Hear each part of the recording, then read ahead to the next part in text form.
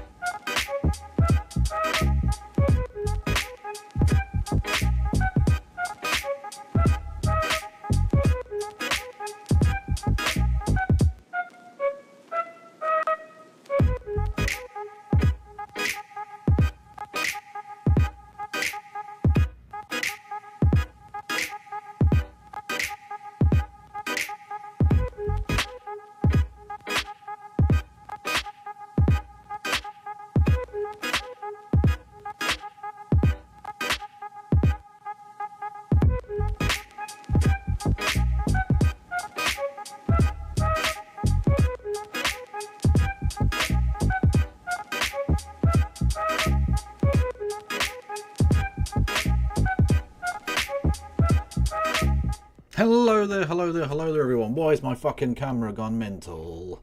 Doesn't need to be doing that. There we go. Hello everyone. How are we all? Are we well? I do hope so. We're on a hype train. Before we even got going, we're on a hype motherfucking train. If we get to level 2 of the hype train, I will, we'll do some fingering. We can get some fingering done before we even kick off the stream. Imagine that. Pre-stream fingerage. Don't know what that is.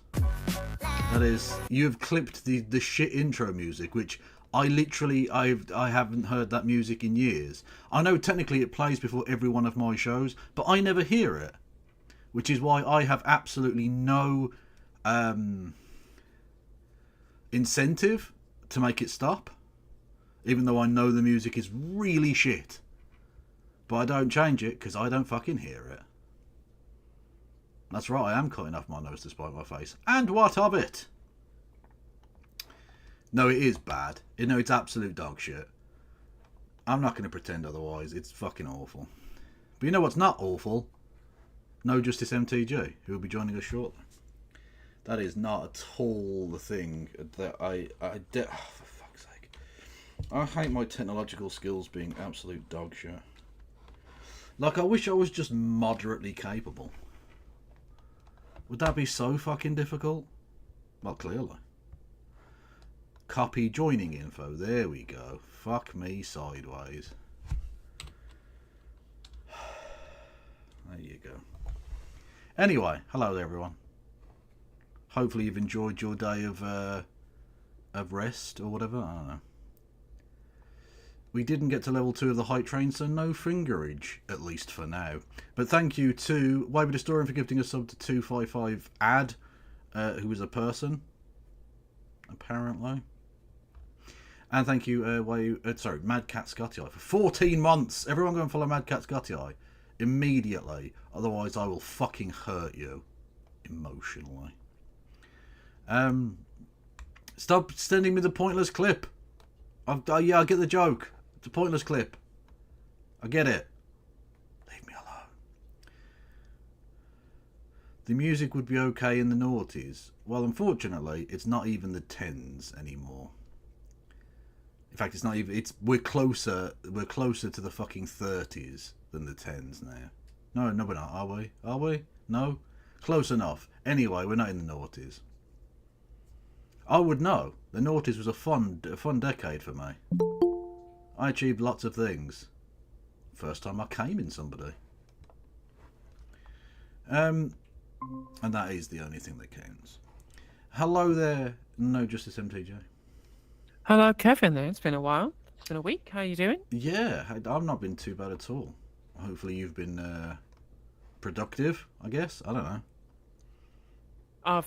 It's been a very uneventful. Well, that makes for great content. Yeah. Uneventful, I mean,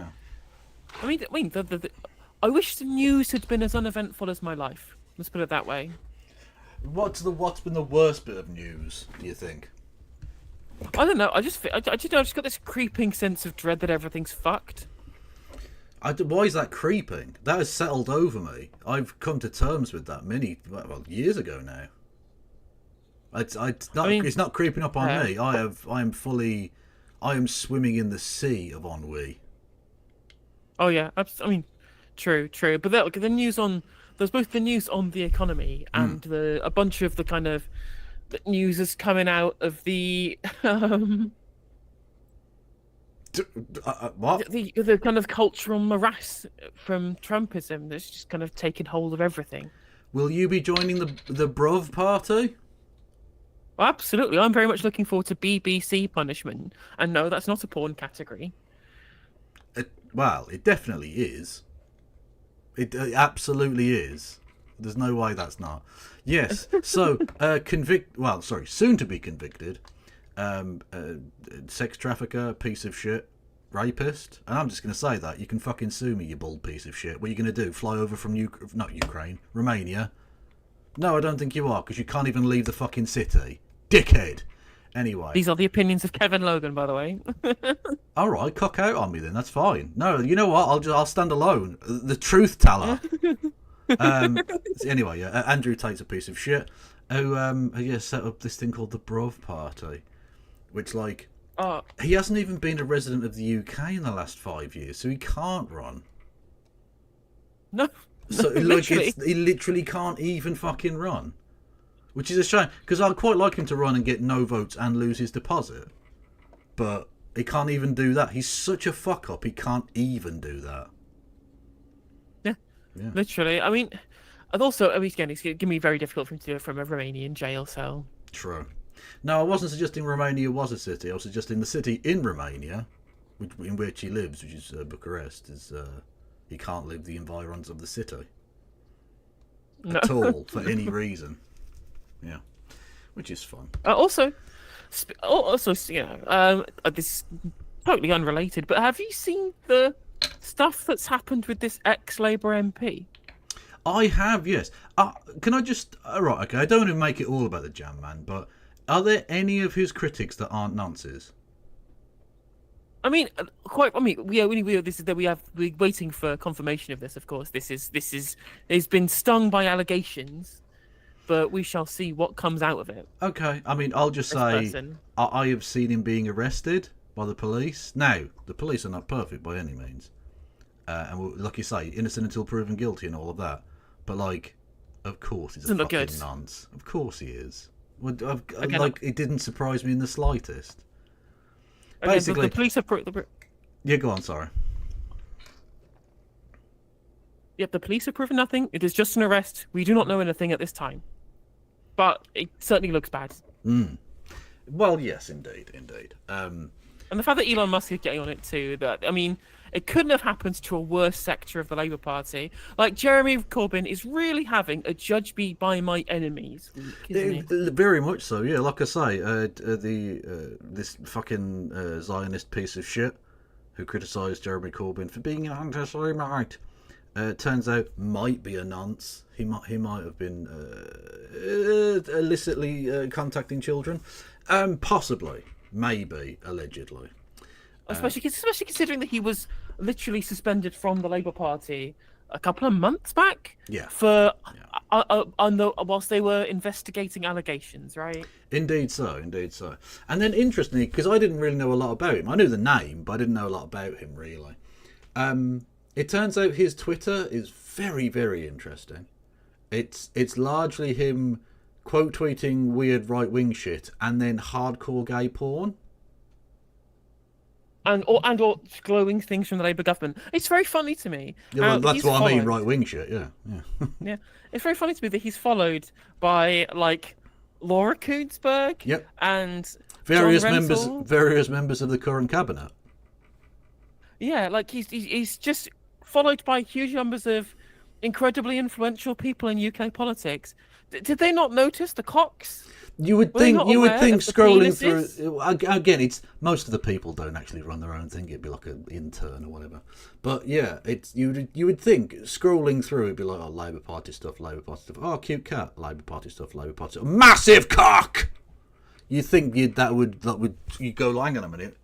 Why is there a massive cock on the timeline? That seems inappropriate for Minister of Culture or whatever the fuck they are, right? You would think, and they check that out and go, oh, I think I'll just unfollow this person, you know, that sort of thing. But no, Oh, yeah, just no, they've just got big old penises everywhere. it's just incredibly strange to me. Very odd. Very So odd. that they just missed like, and it's not just. I mean, of course, there are some softcore things, men in their underwear, but a lot of it is incredibly explicit, and not just like naked people, but literally actual like dick sucking. Yeah, is being retweeted onto Laura Kuenssberg's timeline. Did you not notice? Hardcore gay porn is just Yeah.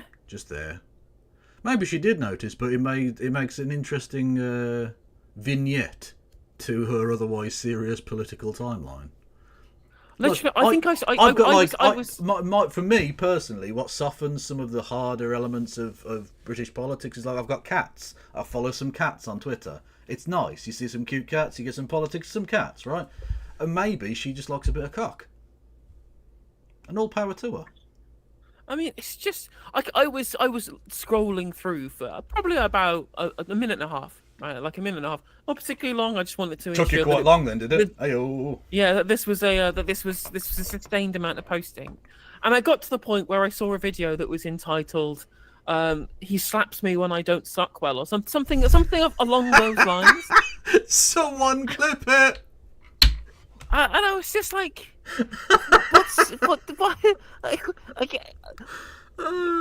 why was this never brought to anyone's attention at any point before now? I don't know. It is weird. Now again, it's not weird that he likes gay porn because he's obviously a gay man. That's fine, or at least some flavour of queer, whatever. That's fine. Don't do it in public, especially not on your account where you're a fucking member of parliament. Don't do that. At least have a burner, you fucking mental case. Jesus True, like Christ. at least a bunch of the other like right-wing bellends have sock accounts, have like sock puppet accounts. No, this guy just retweeting Hogg onto the fucking main timeline as an ex-MP, followed by incredibly influential people. Well, you know Dittman loves a bit of cock. Certainly. There's no way Dittman's not into some of the crap. It sounds that's too why close to Dickman. Well, exactly, and that's why Elon got rid of the being able to view other people's likes thing, because he must be liking some of the freakiest shit you've ever seen. I mean, actually, people are asking who we're talking about. We're talking about Ivor Kaplan, who was the Labour MP for Horny on Main, apparently. Hey, no, wasn't it? It was Brighton, wasn't it? Which, like, of course, it was a gay man in Brighton. Obviously. Anyway. Also interesting that he was being brought on very, very frequent, not very frequent, but reasonably frequently by GB News, like multiple times on GB News, after his suspension from the Labour Party. Well, they do love an alleged nonce on that channel, don't they? Just, again, very, very weird how this has all just kind of been ignored before now. I didn't even know that he'd been suspended from Labour until today. Well, because he has the acceptable opinions. He's pro-Israel. He's pro fucking over Jeremy Corbyn. So it's allowed. It's like Prince Andrew. He's part of the acceptable family, so that's fine. And he was the chair of like JLM. Yes, I think it's before Mike Katz from 2019 to 2021 or something. the Jewish Labour movement. Yeah. It's not great. It's not a great look, is it? Really. I think what's so funny, not funny, like what's so frustrating. Sorry, I was going to say frustrating, is that almost certainly a bunch of people are going to jump on this, and all they're going to do is make anti-Semitism things. Of They're going to just be course, anti-Semitic about it. Well, because right-wing people are incapable of criticising people for the right things. Like, they will literally say, oh, George Soros, something, something, something, scary Jewish empire, that sort of thing, right? Zog, rather than he's an evil billionaire who, like, made money out of crashing the British economy. Like, he's a legitimately evil person, regardless of his religious heritage. Like, there are plenty of Christians who did the same shit, guys. Or is it okay as long as you support Jesus? I don't know. I don't know how the rules work on that. Well, talking of people who love cock, hello there, Vogel. Thank you for subscribing with 24 months. That's not even a joke. They do. I had to mute them on Twitter because they retweet some of the most crass furry porn you will ever see. So I had to mute them. I had to be like, no, I can't. I don't need this on mine. Especially because I occasionally pull up my Twitter on stream. And you're like, oh, that's a funny meme about, I don't know, Jeremy Corbyn or something. And then, oh, no, that's a rabbit being fucked. Love it. Okay. Not literally at least, rabbit. Well, it's rabbit humanoids, cartoons, you know? Well, at least there was somebody, at least there was some people out there that Labour were pandering to with their latest foray into TikTok. Yeah, Vogel. Although Vogel is also a bit of a communoid, so... And Austrian as well, right? Austrian, so... You know, I mean, all I'll say is, look forward to the camps, I guess, Vogel, with your Nazi government, you know. Also, I'd like to point out as well that this is doubly embarrassing for the government to happen this week, given that all we're talking about is child sexual exploitation, and just after Labour announced that they were cutting funding to have like rape crisis centres, or specific funding for rape crisis centres. Yeah, like. It's not a great look for the government, is it? It's not super duper. No. Yeah, fucking some of the statistics that come out of it as well. Like, I had to retweet it a little bit. 16% of British people think that Elon Musk's intervention in the rape grooming gang thing is to get justice for the victims, and I just can't help but feel that why are 16% of the British public brain dead? Like, literally, actually, clinically brain dead. Unbelievable. Yeah. I mean, it's just, honestly. How you can't, like, even if you agree with the general sentiment of, like, oh, we need an inquiry, that's, okay, fine. But the idea that you think that Elon Musk gives a fuck about the victims is amazing, considering he personally intervened to unban people who had literally posted child pornography on his website. Brilliant. Cool. Also, I'd like to say this exchange on Owen Jones's Twitter. It's quite incredible. I don't know if you saw this. It got retweeted on my timeline. Owen Jones tweets: "The big questions about Ivor Kaplan are who knew, what, when, and what action did they take." Bill Kirkbride responds: "Who knew what? He is a horny gay man who wanted a sexual encounter, and age did not concern him, or so it seems. 15 or 16, his age being early 60s. Is he a monster?" And then, of course, that's scary enough as a tweet. Then Owen Jones responds with an article which is titled "Ex-Councillor William Kirkbride Jailed for Child Sex Offence." Oh, God. Okay. So, this, I mean... It's fucking open posting now. Yeah. And then just the next response from this guy is just, "Let him as without sin cast the first stone." Okay, I'd like to start throwing some stones then. Actually, one-way trip to Iran, please. Jesus Christ! Well, that is far too grim. I was just going to make an allusion to throwing stones at people. You went too serious. You made it too real. You didn't need to go to that place, literally. Yeah, but yeah, so Twitter's just nonces and Nazis. Oh my God! I repeat myself. Whoa! I must stop you there. It gets worse. Oh, how? So in response to this, someone says the comments is superfluous, and then this guy responds again by saying, "Not that long ago, the term pervert was used for the entire gay community. Thankfully, times change. Maybe you will also." So no, I think he's trying to do like the map thing. Yeah, a little bit. But what I will say is that I still use the word pervert for every gay person, but I mean it as a compliment. Oh, absolutely. So times do change in that respect, I guess. Yeah. But I don't consider pederasts to be perverts. They're ill. It's a sickness. It's not like a perversion. It's not a kink.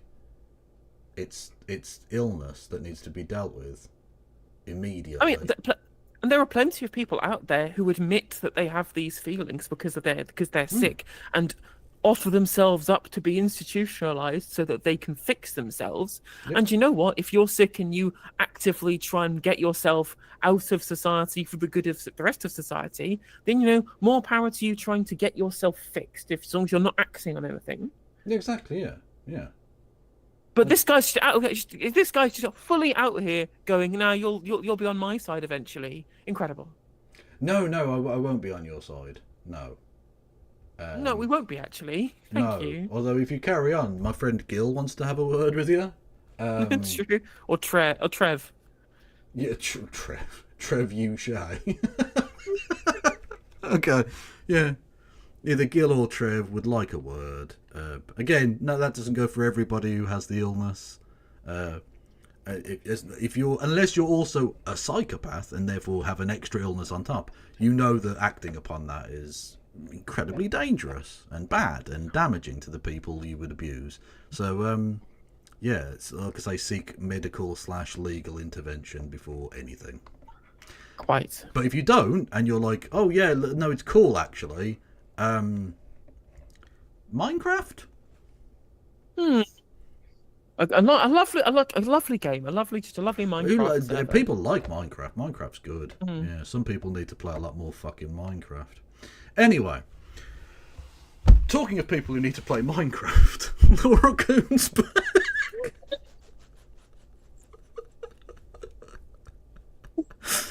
Oh dear. Although, before we get onto Laura Koonsberg, whilst on Okay. the subject of playing video games, I don't know Okay. about you, Kev, but I think that we have been alarm posting about people like Elon Musk too hard and treating him like an existential threat to humanity. Right. When, even though that may be true, I don't think it's something that's going to necessarily take him down. I think he relishes being treated like a supervillain.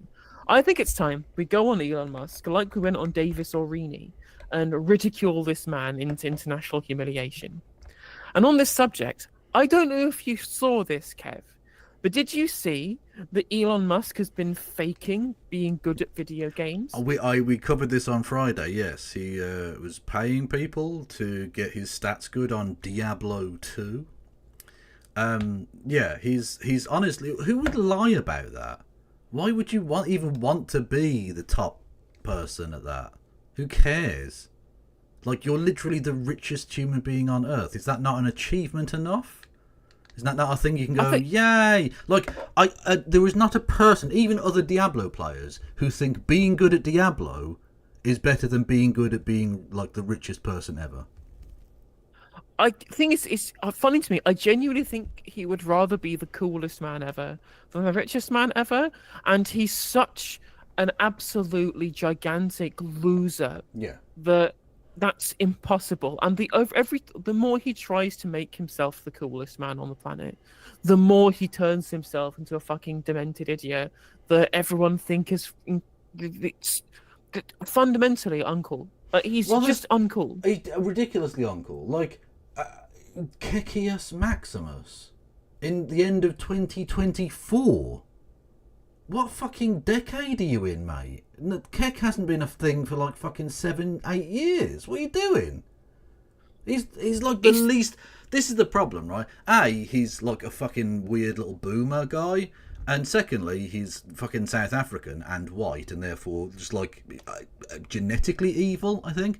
And also, he's just surrounded by yes men, capitalist pricks. You can't be a cool person in that regard. And I think people like Bill Gates accept that. Bill Gates just accepts, like, oh, okay, yeah, I'm a billionaire prick. I can try and do some good and maybe some people will think I'm okay, but I'm never going to be cool. You can't be a cool billionaire. It's not possible because you're evil. Well, he literally... You know? I mean, Bill Gates was famous in saying that you should be nice to nerds even though they're uncool because you end up working for them. He has essentially doubled and tripled down. on being uncool and decided, well, fuck it. If people are going to think I'm uncool, then I guess I'll buy up huge swathes of farmland and I will lobby the international, what's the international trade body called? The International Free Trade Organization, or whatever it's called. World Bank. World Trade Organization, that's the one, WTO. WTO. Yeah, I will lobby the WTO to not implement a TRIPS waiver to negate intellectual property claims on the coronavirus vaccine so it can be manufactured cheaply in the global south.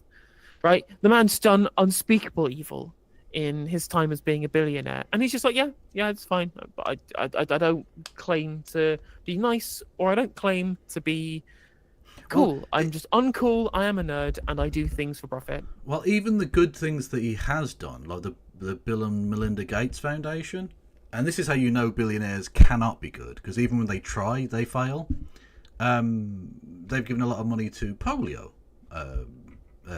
research and trying to eliminate polio from the world, which you think, well, that sounds very noble and wonderful.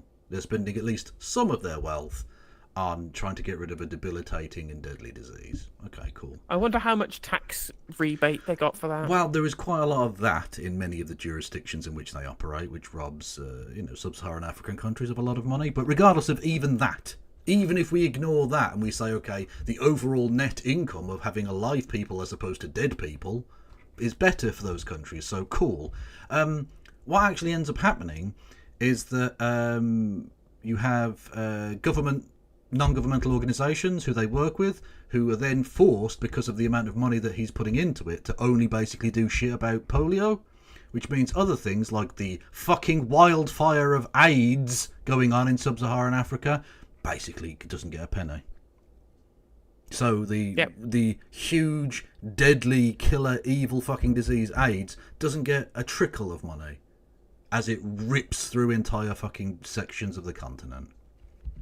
Because of Bill Gates pretending to be the white saviour man and deciding that polio's the big one, so that's the only thing that gets any money. What a cunt. And even then, like, on so much of the retroviral treatments, for example, for HIV, that South Africa were desperate for, Bill Gates refused again to relinquish intellectual property, and so there was no TRIPS waiver, and they massively impacted the finances of countries in Africa. Yep. In fact, was it smallpox? Was the one that the guy who invented it gave it away for free? I think it was, and that's one of the reasons it was basically eliminated from Earth. Yeah. Was because everyone could just have it. Look, it's not difficult to make. It's not expensive to make. So even poor countries could afford to give their population this thing. Amazing. Yep. But capitalists again. You can't be a billionaire. So polio, not smallpox. Anyway, you get the idea. Exactly. But on the broad scale things, like with regards to like Elon Musk, I think with regards to the video, like, I don't think that anyone would have batted an eyelid if he'd have just told people broadly, well, I'm really into video games. I've just started Path of Exile 2 or Diablo 4, whatever it is. And I'm not massively, well-spec'd character, but you can come watch me play. I'm really enjoying it. I hope everyone else is too. But being rich makes you a sociopath. There's a really great video by Some More News detailing the actual scientific studies that have been done on rich people that essentially show that they don't have real human emotions anymore. When you become rich, you become so detached from the ways in which a collective society should function that you just become a sociopath. You're completely out of tune with how normal human interaction works, and that it's not good enough. It's not good enough to just be a part of a community of people who play these video games. He has to be the best because he's the superhuman, super crazy god person.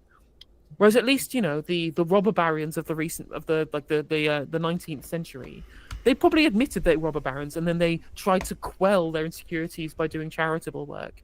Whereas the tech billionaire and tech bros of nowadays, under neoliberalism, essentially have been lionized as superhumans for what they've done. And that has become internalized to the point that they think they're the saviors of the human race. Yeah, the beatification of the billionaire has led to just a fucking ridiculous, overinflated ego on all of them, to the point where not only are they selfish cunts who have drained the resources of Earth, but we should be grateful to them for doing that. Yeah. Exactly. Yeah. No.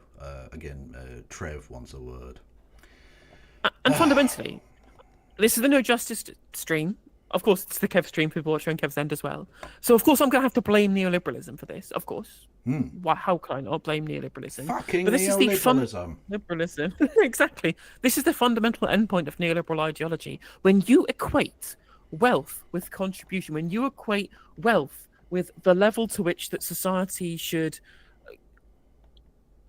treat how you have contributed to society, when it is supposed to be in direct correlation to how useful you are as a human being. Of the richest man in the world is the most useful. They are the most contributing. They are the most influential. They are the best person. Like, you cannot think this without neoliberal ideology. Because under laissez-faire capitalism, I think that they realized that it was a necessary evil to have rich people. I don't think it is true. I think you can have, of course, I'm a socialist. I don't believe that. But under neoliberalism specifically, greed is good is the fundamental mantra that wasn't the same as laissez-faire. Yes, indeed so. You know who is perfect, though? Bernie Sanders.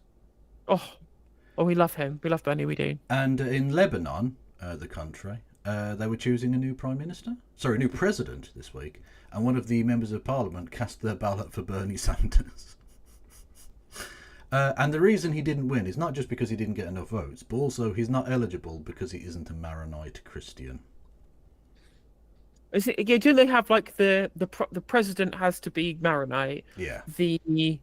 And like the deputy has to be Muslim, or has to be Sunni Muslim, and then like there's a Shia Muslim in like a third position or something. They have a very strict rules on. But all I'm going to say to the people of Lebanon is, don't give up hope. Bernie can still win. Okay, the campaign goes on. Bro, this is how he can still win. I love it.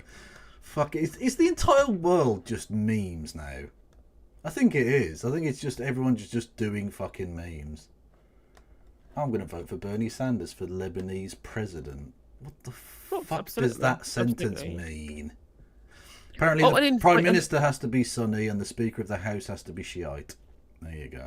Oh, and in an update to yesterday's Meloncat-based news, apparently, according to the Times today, markets believe that Rachel Reeves is going to be replaced as Chancellor in June. Yes, I did see this after the financial statement thing, yeah. Which is very funny. Yeah, he's very funny fucker, yeah.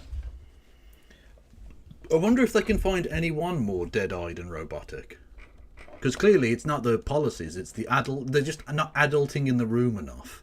Yeah. I mean, literally, I saw Ettingementum tweet about it and saying, has anyone else noticed? And then liberal centrists commented on the failure of the Labour Party, and I was like, have ye at least of little faith? Do you not notice adults in the room when you see them? Exactly. The fact that it's led to a massive spike in the fucking reform vote, it's not an issue. Although I will say, it is funny looking at the spike in reform vote and seeing the Tories crash out. That is, well, yeah, because they're going to get most of their votes from the Tories, yeah. No matter how much no matter how much she tries to suckle on Elon Musk's chode, it's not going to make any difference, Kim. You're done. So what's interesting is people are trying to claim that Labour are losing a lot of votes to reform, and that's not actually that true. We were digging into the data on stream on Thursday, and actually, looking at the latest poll, that poll that had Reform and Labour both on 25% from Find Out Now, in the individual data, the two biggest groups who are moving to Reform are Tories and people who didn't vote. Well, that makes sense. Yeah, like Labour only losing a couple of people to Reform UK, and the Greens aren't winning people who didn't vote. So that shows where the Greens are having problems. But Reform UK are just picking up people who are disinterested in politics, which any other party could also be doing if they had a populist message from the left. Yeah. Well, I mean, the Greens, I've seen a couple of polls where they've been absolutely neck and neck with the Lib Dems. Now, of course, because the Lib Dems have a more targeted vote, they can end up with more seats. But, you know, it's still, I think, a sign of significant progress. Literally only a couple of years ago, the Green Party would have fucking killed for like 5%. And now they're looking at way more than double that if there was an election, you know? So that's, you know, exactly. 100%. I think there's plenty of scope for them to actually be able to target their vote much better than they are right now. Like if they were banging on specifically about things that affected young people, like rental prices and council housing, like if they just made their main thing anti-corporate politics, rent controls, investment in green energy, like nationalizations and things like that, like the whole of like that mid-millennial vote could get swept up if there's an economic downturn, especially if rents continue to rise like they are. Yeah. So the Greens are doing well and growing just in time for Nigel Farage to end even the semblance of British democracy. So that's nice. Anyway, Laura Kay.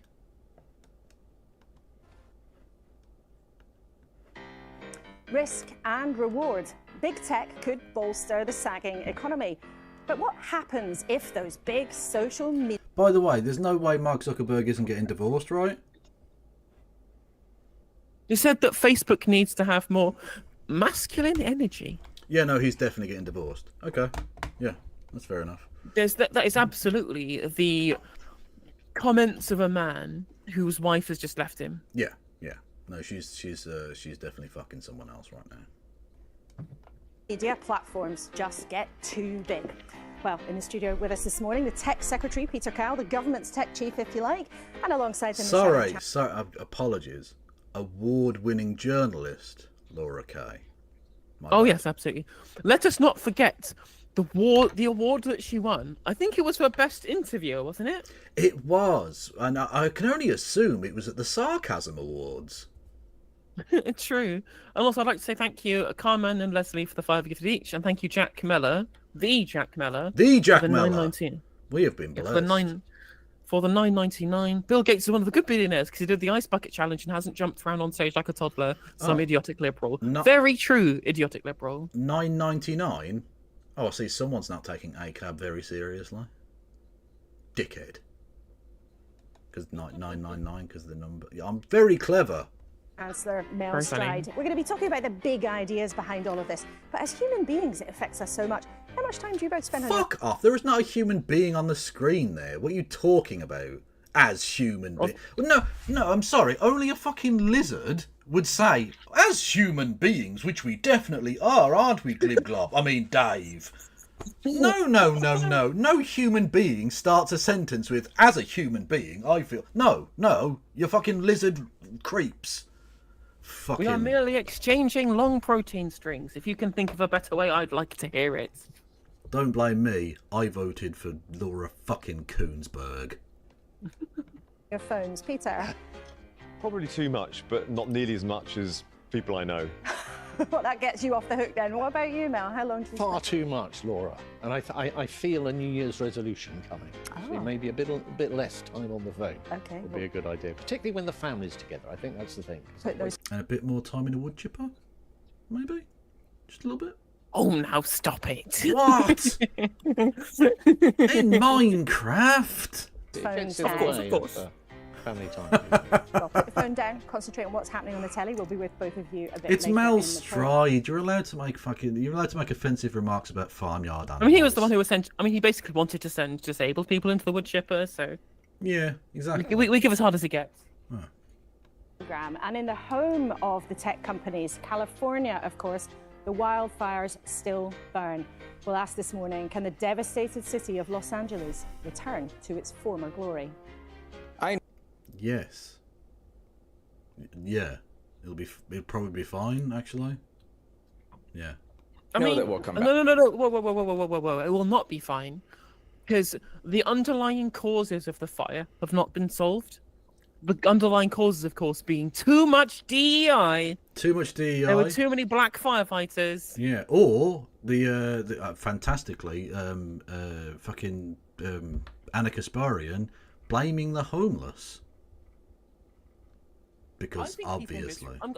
I hate to defend Anna Kasparian, but I think Oh, okay, shitlib taking comment. Come on. Well, no, because she was. I think she's worded it stupidly because she is stupid. Yes. But she says that Karen Bass was wasting money on anti-homeless NGOs. I think she probably did mean that they're wasting money on NGOs that are taking the money and throwing it away, rather than on just building public housing because they're wedded to like the corporate sector.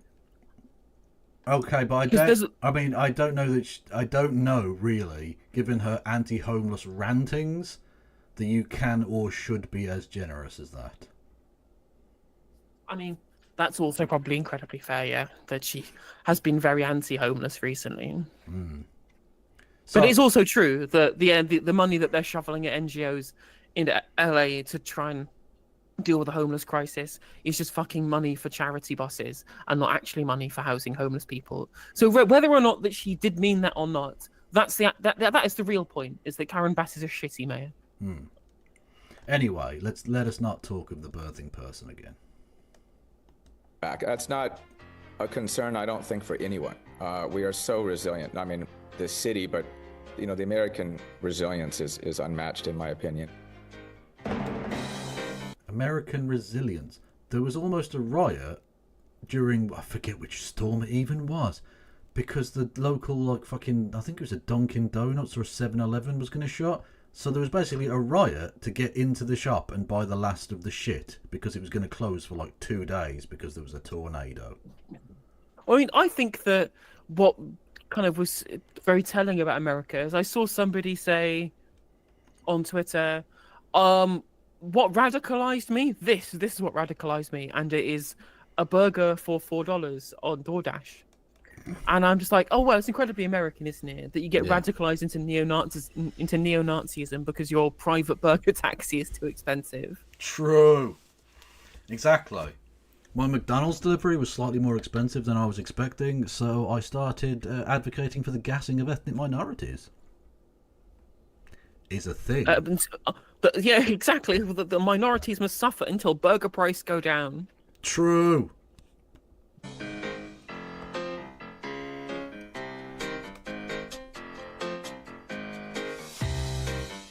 Yeah, like Americans imagine Americans explaining their neo-Nazism. Okay, so imagine a burger.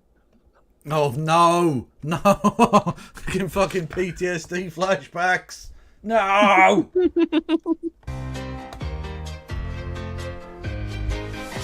Honestly, Robinson's face haunts my fucking dreams. Joining you and me at the desk for the next hour, historian and cultural powerhouse Simon Sharma. Oh, for fuck's sake! Oh, I don't. Fuck off, Sharma. Sorry, I shouldn't have reacted as strongly to that, but he's such a little cunt. He's such a cunt. Oh God, Tanny Gray Thompson's alright. I'll give it that. I don't know who this other cunt is. Senior elected Conservative in the country in office at the moment, Lord Houchin, Ben, the Mayor of Teesside, and Tanny Gray. Oh, that's the corrupt bastard. Well, they're allegedly very corrupt. It's not like there's huge amounts of evidence or anything that there was potentially a lot of corruption. No, what a crazy accusation. Sorry, innocent until proven guilty. Yeah. Thompson, another member of the House of Lords and multi-gold medal winner. Welcome to you on this Sunday. Let's go straight then to what's making the news. Here at the BBC, we're leading on what's happening in Los Angeles. These are the latest pictures of what's happening. Okay. I don't want to seem callous. I genuinely don't. And I'm not suggesting the BBC shouldn't cover this. Why is this the leading story? We're not America. This doesn't need to be the leading story. Especially given that, what's the development here? There's still fires. Things still burning. It's still very hot. Yeah, a slightly different bit of California is now crispy.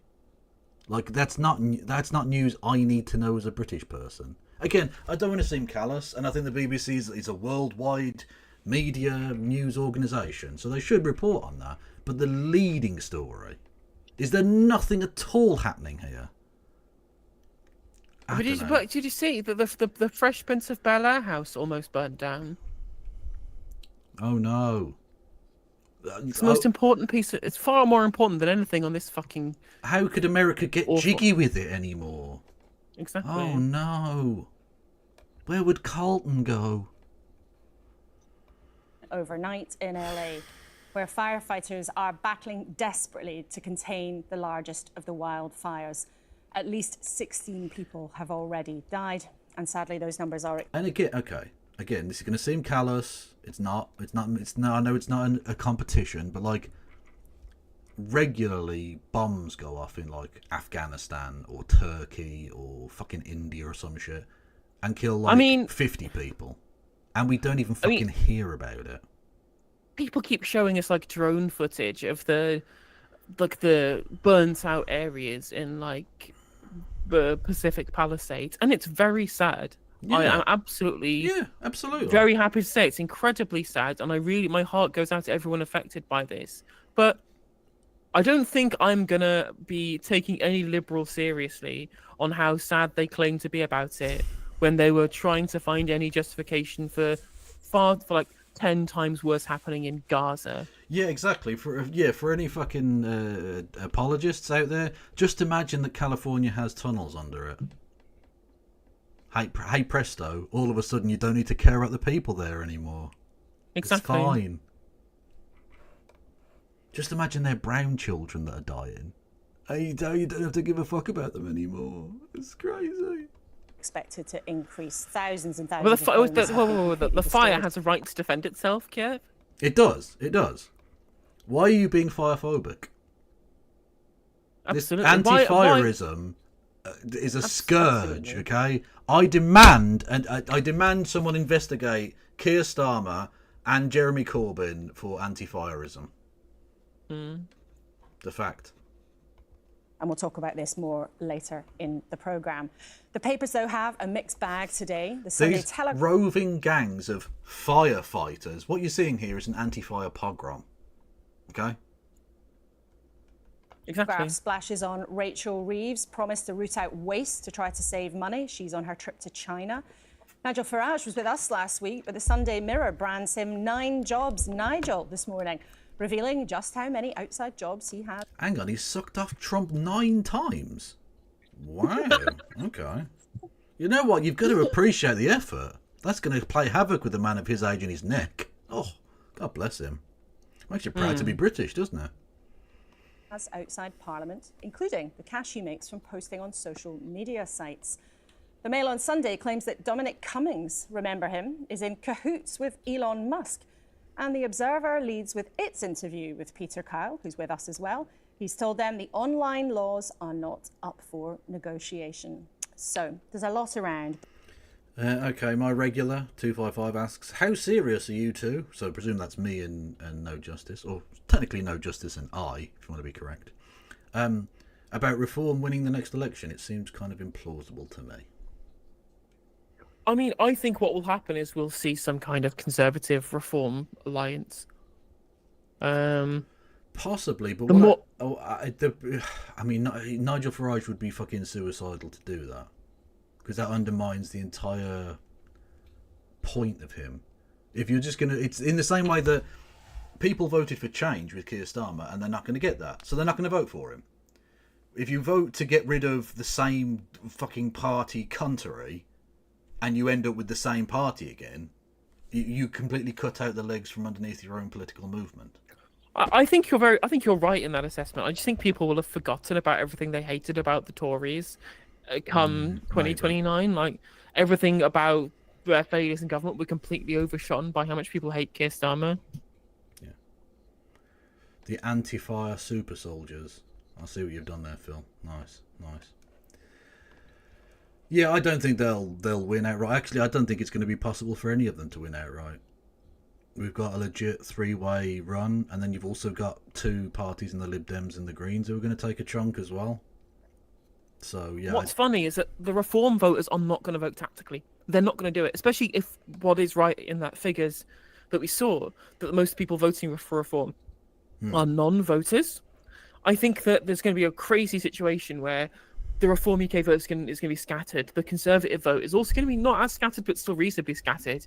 And then Labour vote and Lib Dem vote and Green vote is going to be concentrated in seats. So on a first past the post, we're going to have this weird kind of non-Tory, non-Reform coalition out of nowhere, just from people tactically voting. It's going to be very, very strange. Yeah. I don't imagine it'll be sorted on election night. I don't think it'll be as clean as that. But the 3 of you this morning, we're going to try and focus on the real tension between making the most of technology and the dilemmas that it brings us to. Tani, are you concerned about the direction that technology has taken? I am. So I worked on the edges of the online safety bill, and that was already out of date by the time that we worked on it. So now with, Facebook, other, big organisations saying they're going to relax a lot of the rules, I'm really worried, because it's an amazing power for good, but the ability to spread misinformation. In what possible way is Facebook a real positive for good? What are you talking about?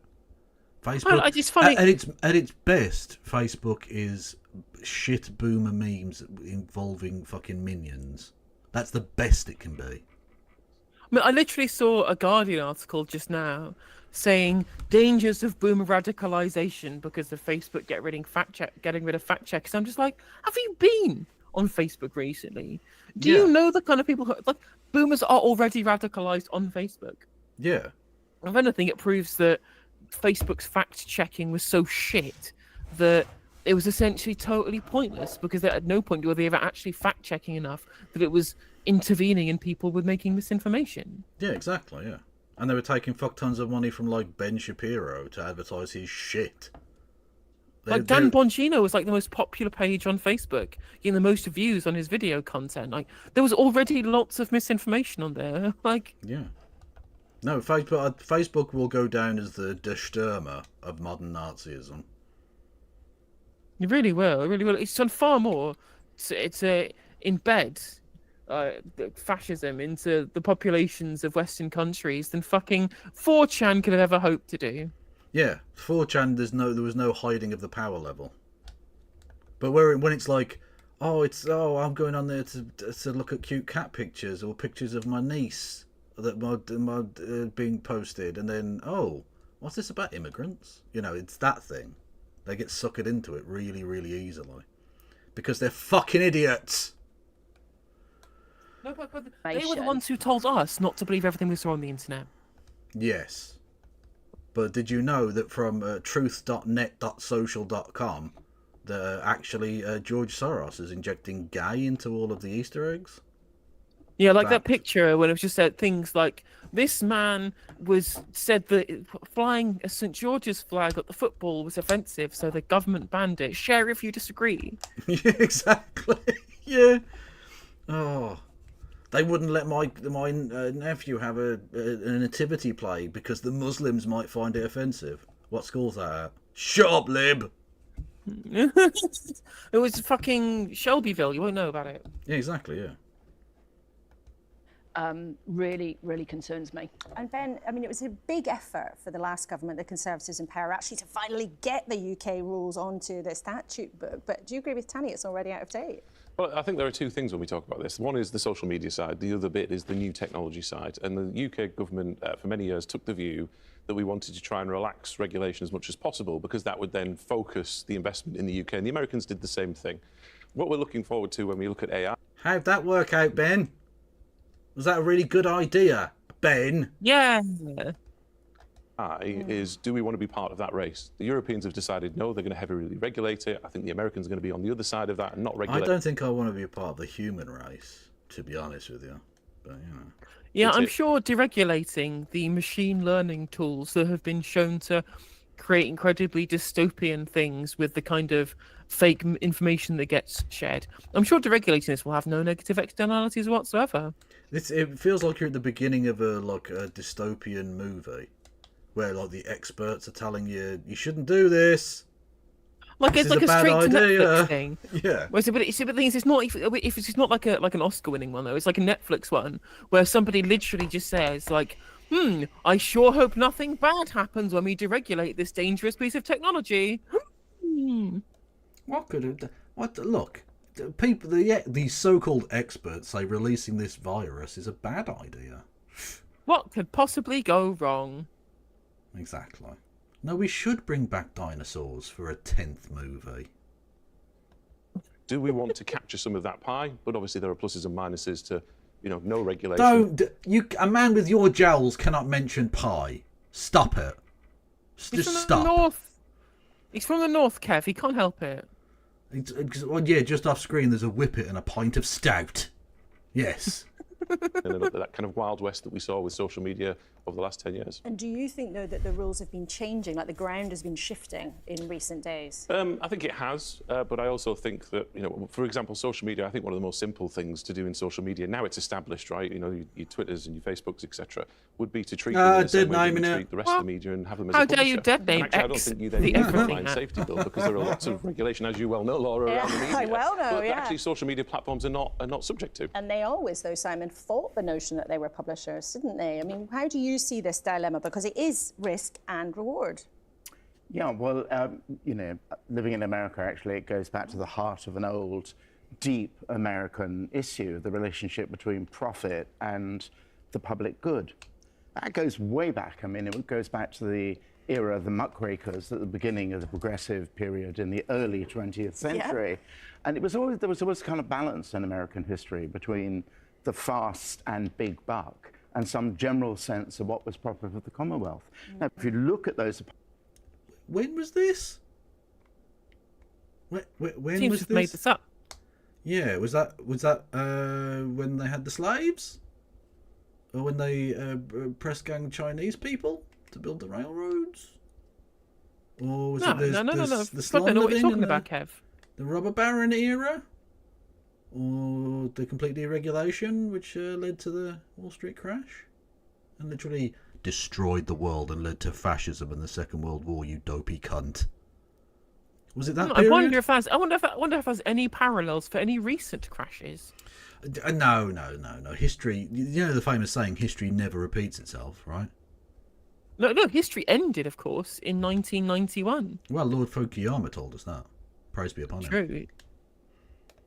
Apocalyptic scenes that we just saw, climate change laughs at technology, really. It doesn't prevent horrible misinformation being put out, really, about what has actually caused the wildfires.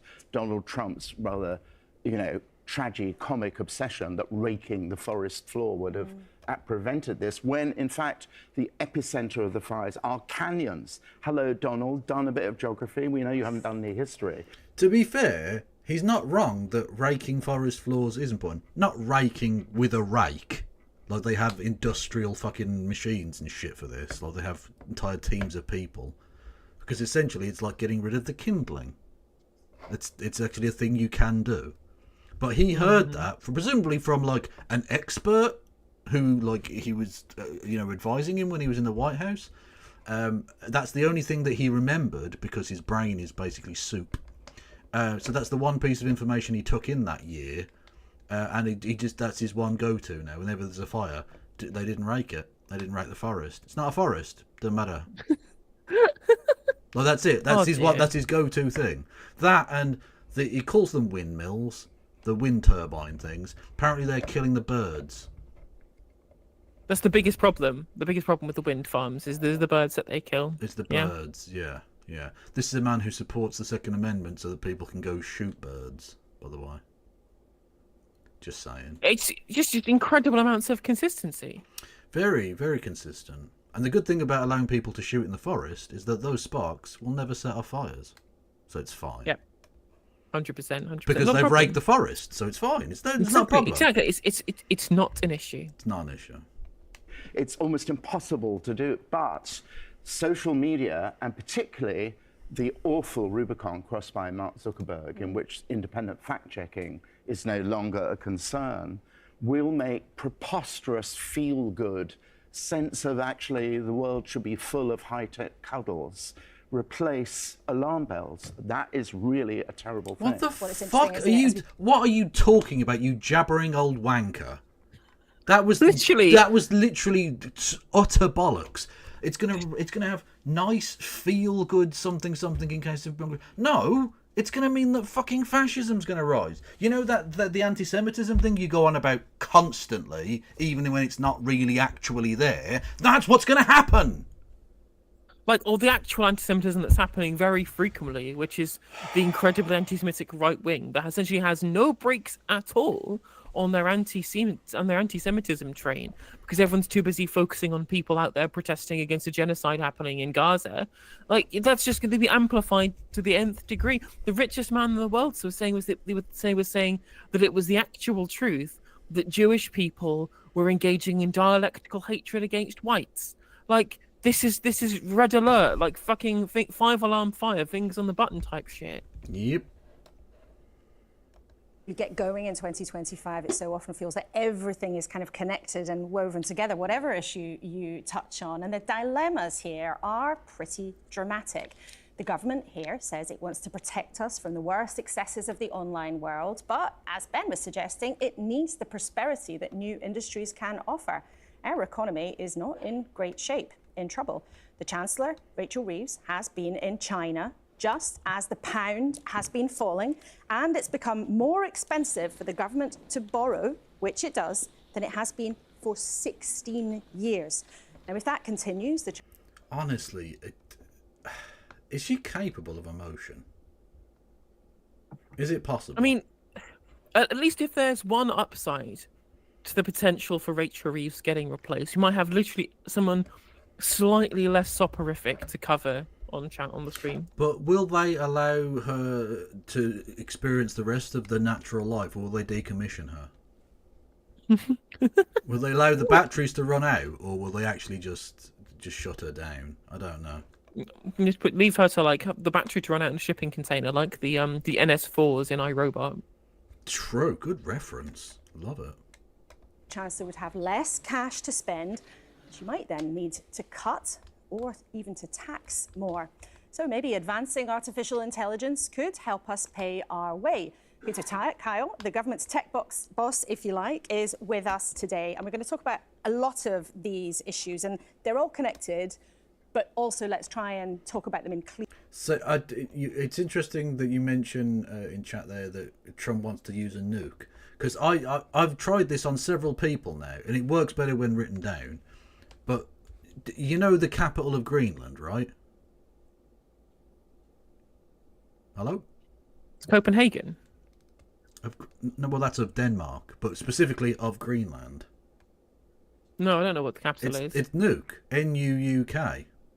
Oh, there you go. It's called Nuuk. See, no one knows this. Why am I the only person that knows this? Anyway, there's loads of different jokes you can do about dropping a nuke, etc. Right? And no one gets it. I'm the only person who gets it, and I feel genuinely robbed that I've got a legitimately funny wordplay that no one can fucking understand. Well, my chat is appreciating it, Kev. Oh, you know what? I appreciate you then, chat. If you got that joke, we can be friends. Okay? We can also be friends if you didn't, but like.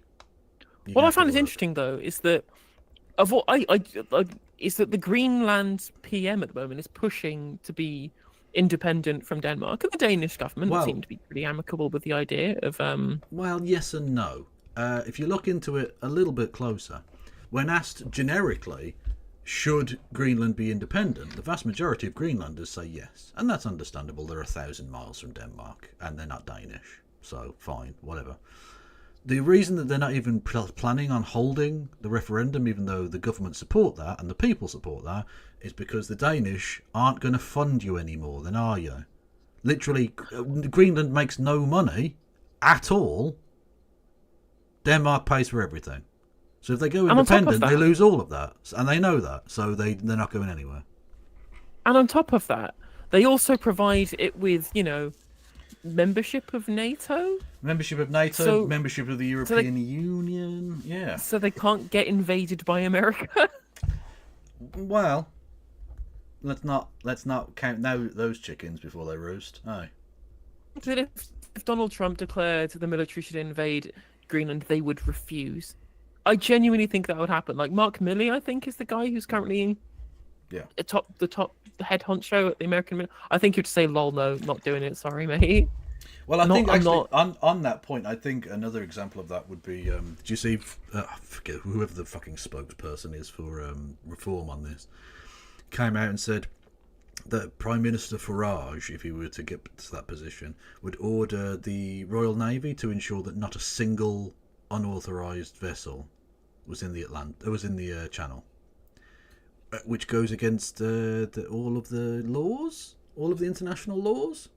So That's fine. then- We'll just make new ones. We'll get the EU to pay for it. And build a wall. Yeah, the Navy would refuse to do that because that would break international law, and they don't want to go Yes. to The Hague. Quite.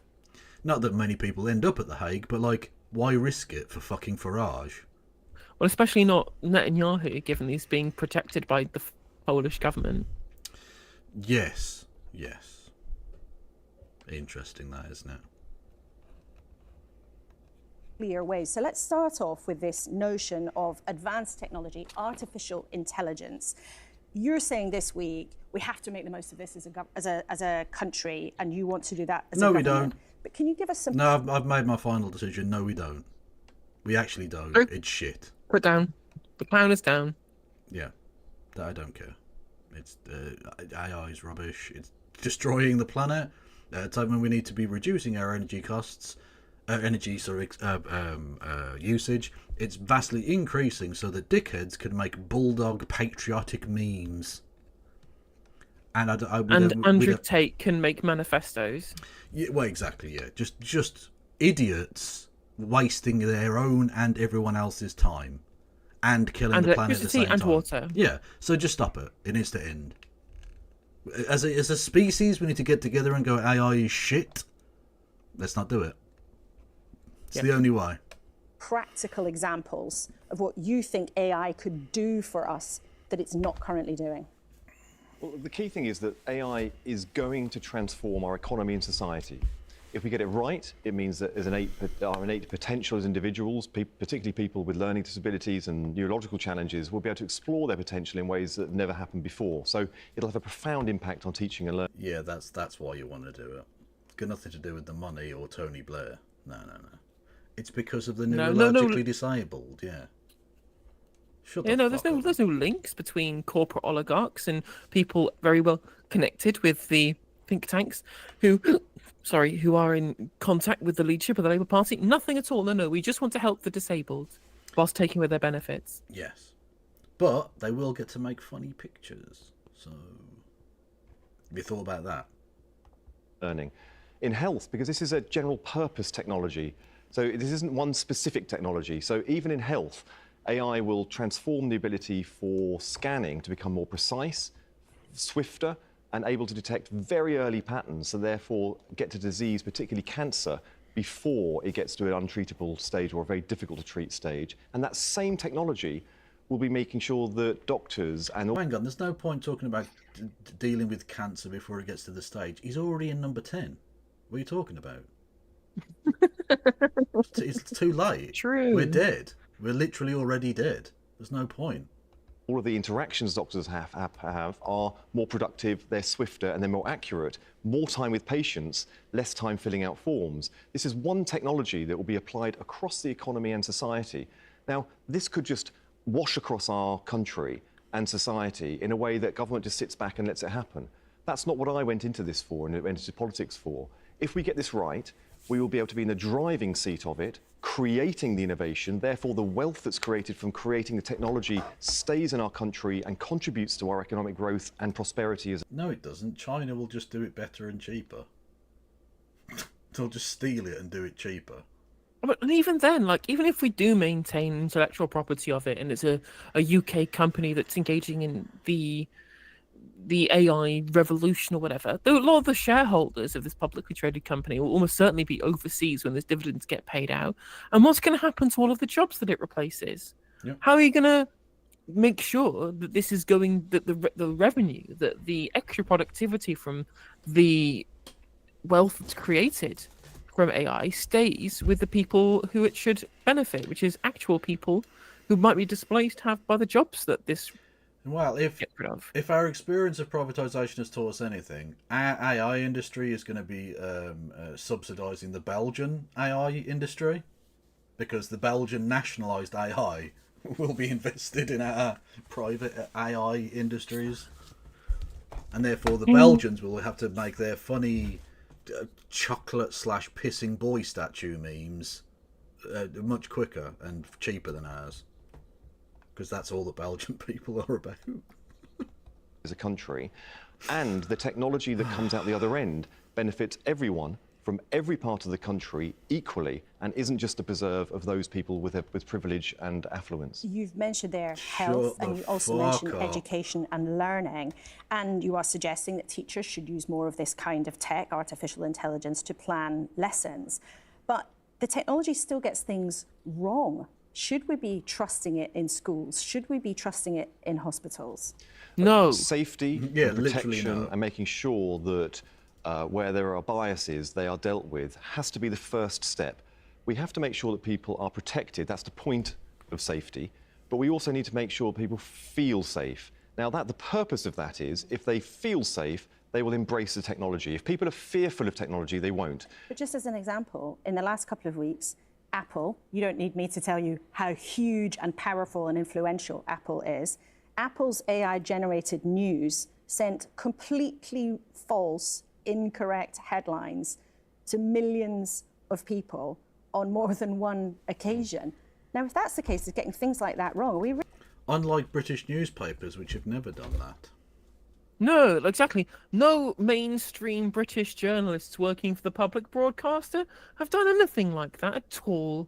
Imagine if it was AI and they were like going to interview a former prime minister, and the AI accidentally sent the questions to that former prime minister before that would be so embarrassing if they got that so badly wrong. That can't be allowed to happen, can it, Laura? You know what? I've changed my mind. Maybe AI is good.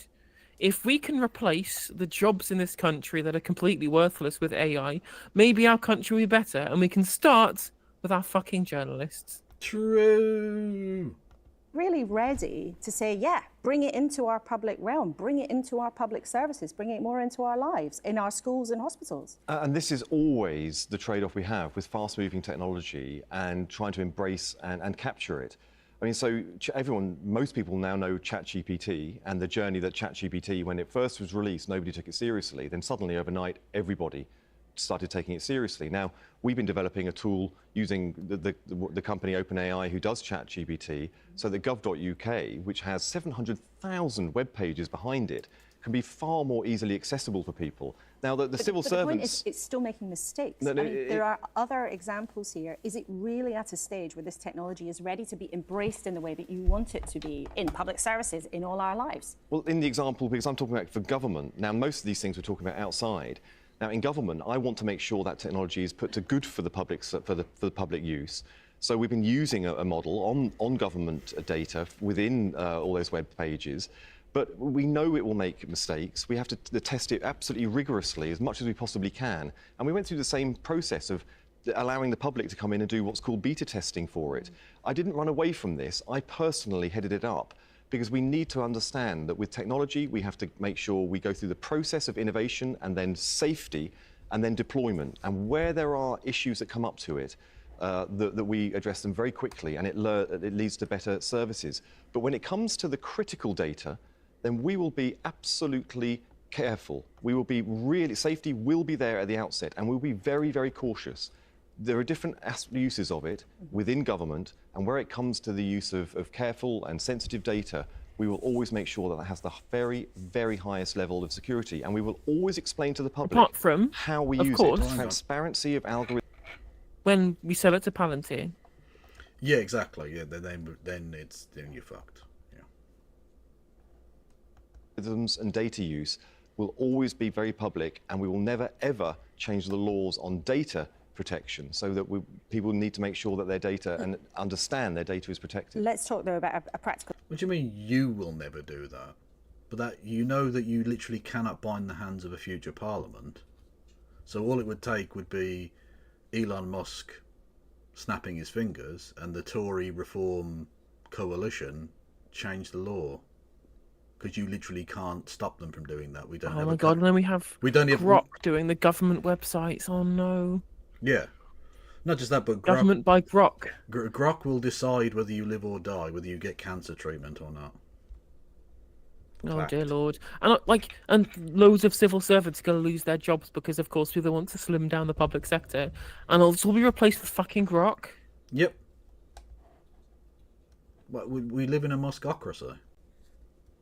Also, can we also acknowledge Peter Kyle said fucking nothing. Literally nothing. Yeah. He said absolutely nothing there. Just said, we will be careful and we will use it. It's on the government website. We did some beta testing. And I'm just like, this means nothing. There's nothing about what you need to talk about is how your policy is going to be used to ensure that any benefits from increased productivity are going to be shared amongst people rather than siphoned off in high profits and lost employment from people in this country.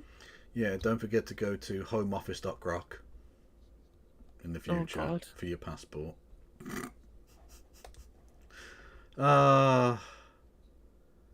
Was the fascism the first time round as cringe as this? Like, they had Hugo Boss suits and shit. Like, I don't know that it was as cringe as this. No. For example, I mean, is it okay for kids to use ChatGPT to do their homework? Actually, with supervision and asking using the the right important way, questions. then yes, because ChatGPT and the AI Hang on a minute. Did you say kids should be able to use ChatGPT to do their homework? Did I? Hang on, let's go back 20 seconds. And we will never ever change the laws on data protection. He's still lying about people this. need to make sure that their data and understand their data. Still is lying, Let's talk dude. about a practical example. I mean, is it okay for kids to use ChatGPT to do their homework? Actually, with supervision and using the right way, then yes, because ChatGPT. Oh god, they're going to replace children's brains with Grok. Oh no! Why? The first thing that every single university professor learns nowadays is how to spot when your kids that you're teaching are using AI. And here we just have our Labour government going, yeah, just let the kids use fucking ChatGPT to do their homework. Yeah, just cheat. Fuck it.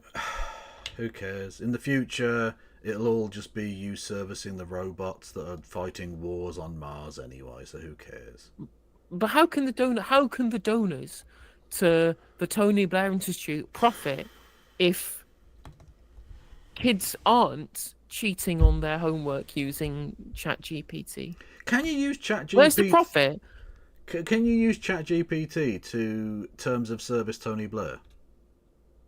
Where is the profit, though, Kev? Where is the profit to be made in children learning holistically and getting rewarded for being right without any help or by learning it themselves rather than getting an AI bot to do it? How does Tony Blair profit from a proper holistic education system? Look, what is the quote-unquote personal growth of an individual child compared to the growth of the economy, yeah?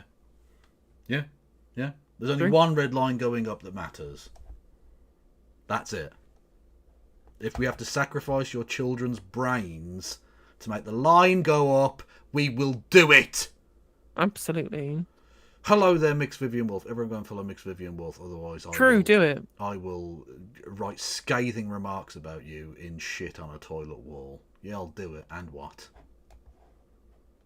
GPT and the AI technology that's using language is already being used across the economy. So as long as it's supervision, because I'm sure there are parents and teachers watching and kids watching who think because children's education is just like the economy, chat. Hand it in. Yeah. Is that okay? But Laura, I'm of an age when I remember this conversation about calculators. You know, so we need to make sure that I'm kids sorry. Oh my and god, young Kev. Like they are fucking elected. Our cabinet minister, our minister for science, technology, and innovation, is out here going, well, actually, using ChatGPT to do your homework is just the same as using a calculator to do your homework. And I'm just like, understanding the result of the functional operation is not the same as knowing which operation to use in the first place. Getting ChatGPT to do your homework for you is essentially getting rid of the entire point of having engaging questions as part of a learning process. All the learning is being done by a fucking AI. This man's a fucking idiot. He's so stupid. I remember when we had this conversation about the abacus. Okay? I remember that. I remember people saying it's going to make you all stupid. And I also remember about the introduction of numerals to begin with. Why are we helping people in any way whatsoever like that? Come on now. Peter Thiel. Peter Thiel? I mean, Peter Thiel is a cunt, but Peter Kyle, specifically on this occasion, is also a cunt. Like, just to make it extra clear, calculators are used in maths exams, for example. Yes. Because it's not reasonable to expect children to have memorized the natural logarithms of certain numbers, especially not non-integer numbers, right? Very reasonable to say we will have a certain level of, we will have all of the results of all of the potential natural logarithm calculations you might do inside an electronic box that you can refer to during your exam. That is not the same as going, please ChatGPT, write me a essay on the themes of Three Sisters by Chekhov. Those are not the same thing. You still have to know in a maths exam whether you're using the correct natural logarithm, whether you have done the correct calculation, whether you applied the correct formula. Applying the formula is what the fucking ChatGPT is doing in your essay. Like, if you wanted to make a comparison that's actually a comparison to a calculator, like a text-to-speech model, if you're somebody who fucking hates writing, for example, it'd be very reasonable to say, I know, I'm going to do a text-to-speech. I'm going to do all of the thinking about the essay myself, but somebody else can write it. And that's not a problem, because that's not changing your ability to interpret the question about the themes of Three Sisters. By the Star Trek character Chekhov, yeah. Exactly. Also, thank you, Tina, too, for the raiding party of 21. Welcome into the stream, Raiders. I'm here with Kevin Logan, another socialist from the UK. I talk about socialism and UK politics 6 days a week on my channel. Please drop a follow if that sounds like your thing. Everyone else in my chat and in Kev's chat, please go and follow Tina_TOO now. Do it. True. That's an order. Are learning how to use this technology and integrate it into their learning development, because there are kids with real talent. They are not learning. That isn't learning. That's just a robot doing the lines of fucking words for them. It's not. They're not learning. It's Genuinely insane. It's not learning. It isn't.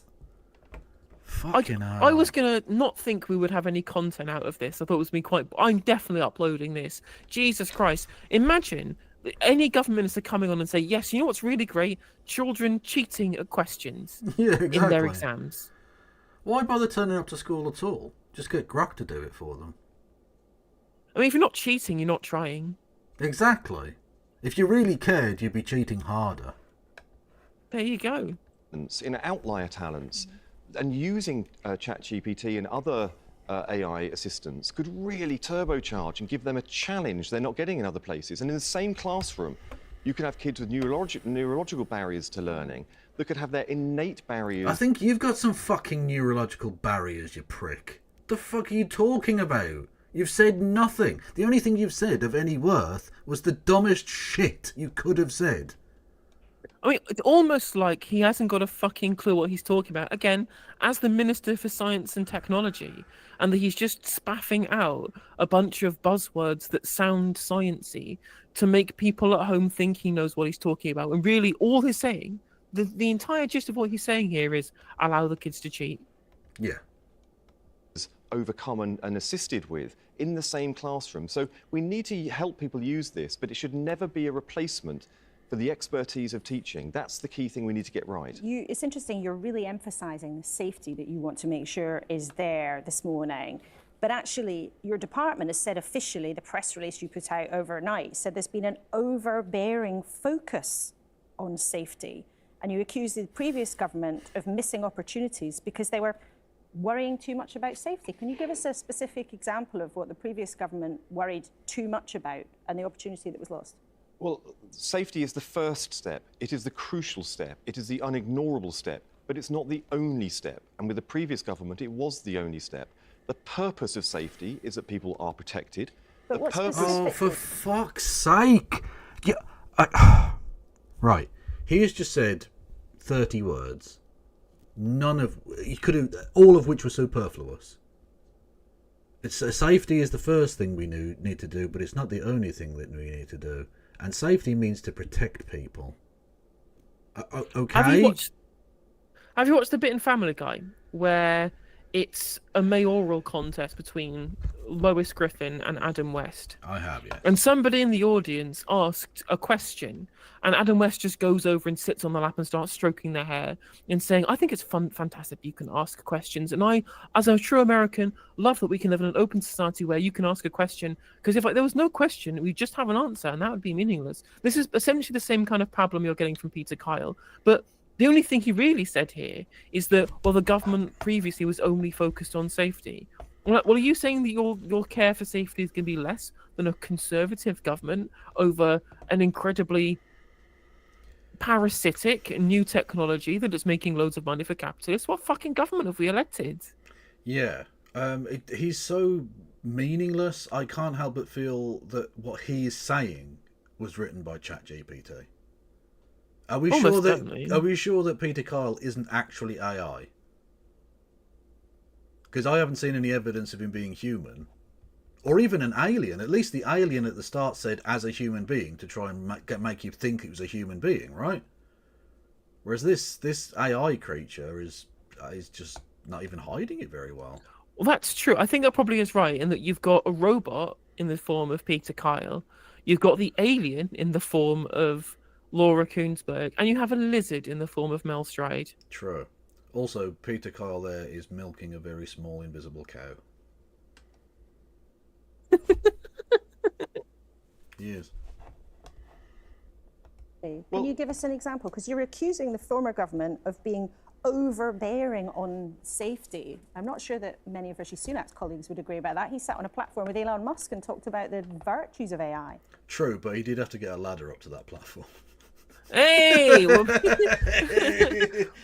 Love it. Bringing back some vintage memes. Let's go. It's true, but it just shows you the point that she's making. I think it's pretty salient for the first time. I'm going to praise Laura Koonsberg. Award-winning journalism. Exactly, award-winning journalism here from Laura Koonsberg. In the, it does seem that both governments, both Tory and Labour, are on a race to the bottom to show you that they believe in the one acceptable ideology, which is that business must have primacy above all else, completely ignore the social ills, completely ignore the negative externalities. We will worship at the feet of Elon Musk and the open AI oligarchs, because they are the ones who are going to bring growth by getting rid of jobs with AI. Indeed. Well, the new Labour policy is the profitability of education, the profitability of education, and the profitability of education. It's true. What they missed out on was the investment potential that can come from reconfiguring our infrastructure. Part of our plan for change is to get the infrastructure in house building, in energy, and yes, in digital infrastructure. Oh God, they're gonna do AI houses or some shit, aren't they? People are gonna have to live in fucking ChatGPT flats. Flat GPT. GPT. We will now sit alongside the importance of water and electricity to the future of our country, our Well, health and I was going to well-being. ask you about that, because a lot of people in this debate actually say, you know what, this is a big climate change issue too, because huge data centres are required. They need lots of energy, they need lots of water. Yeah, but we weren't taking that seriously anyway, so fuck it. We're only going to invest tuppence halfpenny anyway, so who gives a fuck? Let's just fucking full steam ahead across the cliff. You never know, Absolutely, we might be go able to for it. fly. You're going to mitigate that? Well, as part of our plan for change, we were announcing the AI Opportunities Action Plan. Opportunities Action Plan. This is about, now we've got safety right, we can then focus on opportunities. So a whole range of measures, which will include announcements tomorrow by the Prime Minister on how we bring the strategic challenge of AI will pose into the strategic planning of energy going into the future. Once we've done that, we can get the infrastructure right. We will attract billions of pounds worth of investment. No, what are you talking about?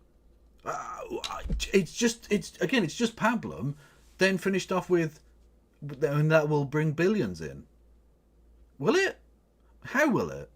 Could you outline in any fucking way how that's going to bring in a penny? What do you mean? What you've given me is nothing to work with here. We've got safety rights, so we're gonna work on opportunities, whatever the fuck that means, and we're gonna get the infrastructure right, whatever that means, equals billions. And on top of that, again, They've still not said how they're going to mitigate all of the climate risks because of the gigantic amounts of They're energy not and going water to. that they use. They're not going to. The fundamental point is they are not going to. And they're not going to try to. Because they don't fucking care. Original Demo says, am I being stupid here? Is their only policy AI? Yes, their only policy is AI. Yeah. AI in the job centres, AI for the disabled, AI in schools, AI in the NHS, AI in AI. We will we'll have learning. We'll have machine learning. Creating the scripts for other machine learning tools. You're being very, very unfair. They have one other policy, which is Quangos. But they decide who is on the Quango with AI and which Quangos they should and shouldn't have through AI. True. That's why they've got the Jet Zero Council and the Jet Zero Task Force, or whatever the fuck it was. And the Jet Zero Alliance and the Jet Zero Working Group. Indeed. That investment is into these data centers, which are factories for AI. This will create thousands and thousands of jobs, which are engineering jobs. They are building and construction jobs. They are also data jobs and programming jobs. So right across the board. And when it comes to the economy... What building jobs? I'm sorry, please explain to me in what possible way there are going to be building jobs from AI. I mean, they've got to build the data center. That's it. Yeah, but that's one building. Yeah. And also, there are empty buildings that you can use now. We have empty buildings. So you probably wouldn't have to build. At the very most, you might need to renovate. But it's just an interior decorator. maybe a plumber has to fucking turn the water mains on. Like, that's it. That's it. I mean, there's going to be plenty of water mains, remember, for all of the cooling for the giant banks of servers. True. There's private water, remember? And that water filled with shit. Let's go. Yes. I mean, if you so look not at what's only happened... we're going to be warming the water using AI, we're going to be warming the shit-filled water. The stench of shit will be for everyone to smell. If they're going to warm the water up, at least we'll probably get salmonella, or not salmonella. What's it called? I can't remember. Anyway, we'll get those waterborne diseases quicker and die quicker. And frankly, that seems like a fucking win right now. True. Cholera is the word I was looking for. The cholera outbreak of 2025 cannot come quick enough. Just fucking end, mate. Jesus Christ. In recent days, the cost of borrowing for the government hitting 16-year highs, the pound on the slide. I mean, it's all gone a bit wrong, isn't it? Well, at the last investment it's all gone Pete Tong. £24 billion of investment being pledged into AI-related industries in this country. But the markets this week have given a... Yeah, dickhead. You realise that the 10 billion from AI hasn't been invested yet. That's a promise. And, business people are cunts. So you can't guarantee any of that. And secondly, there's more to the economy than just this fake nonsense you're making up right now. And she's just said, the markets are fucked. The economy's fucked. Maybe answer that point? Dickhead?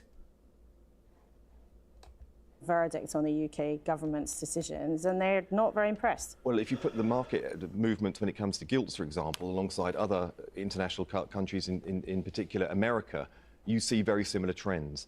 But the way we're going to get out of this, because I don't accept the premise that we have to be stuck in the cul-de-sac that the Tories drove us into for the last 14 years, where it's high tax, low growth, and there's no alternative. I'll defend him on this one. I'll defend him. Clearly, the answer has always been to use AI, because that's what Rachel Reeves is. What, her intelligence is artificial? Well, no, she's a robot. Yeah, no, she is definitely a robot. Although, to be fair, that hasn't worked out well. Not that the previous human chancellors were doing a great job either, to be honest. Have we tried a different species? Let's get a fox in or something. Not Liam Fox. Not Liam Fox. No. A squirrel, maybe? Squirrels are good about hiding nuts and stuff. They're economical, aren't they? They do savings. So, get a squirrel in. Let's go. And to be fair, what we have the AI algorithm being asked if we should raise VAT and kill all the poor. True. And Rachel said, well, maybe not raise VAT, but I will absolutely hammer the mulch the disabled button. True. I know loads of writers who use subtext and they're all cowards. In that previous bit, I was specifically, literally asking, should we make it Squirrel Chancellor? Okay? Fact. Go for it. Fuck it. Like, it can't be any worse. True. But the financial markets have made specific judgments about the UK and specific judgments about the decisions you've made as a government in the last 6 months. It's not all about the inheritance that you got, it's about the decisions that Rachel Reeves has made, and they don't look impressed. We've already seen regulatory changes. Because it's mostly America.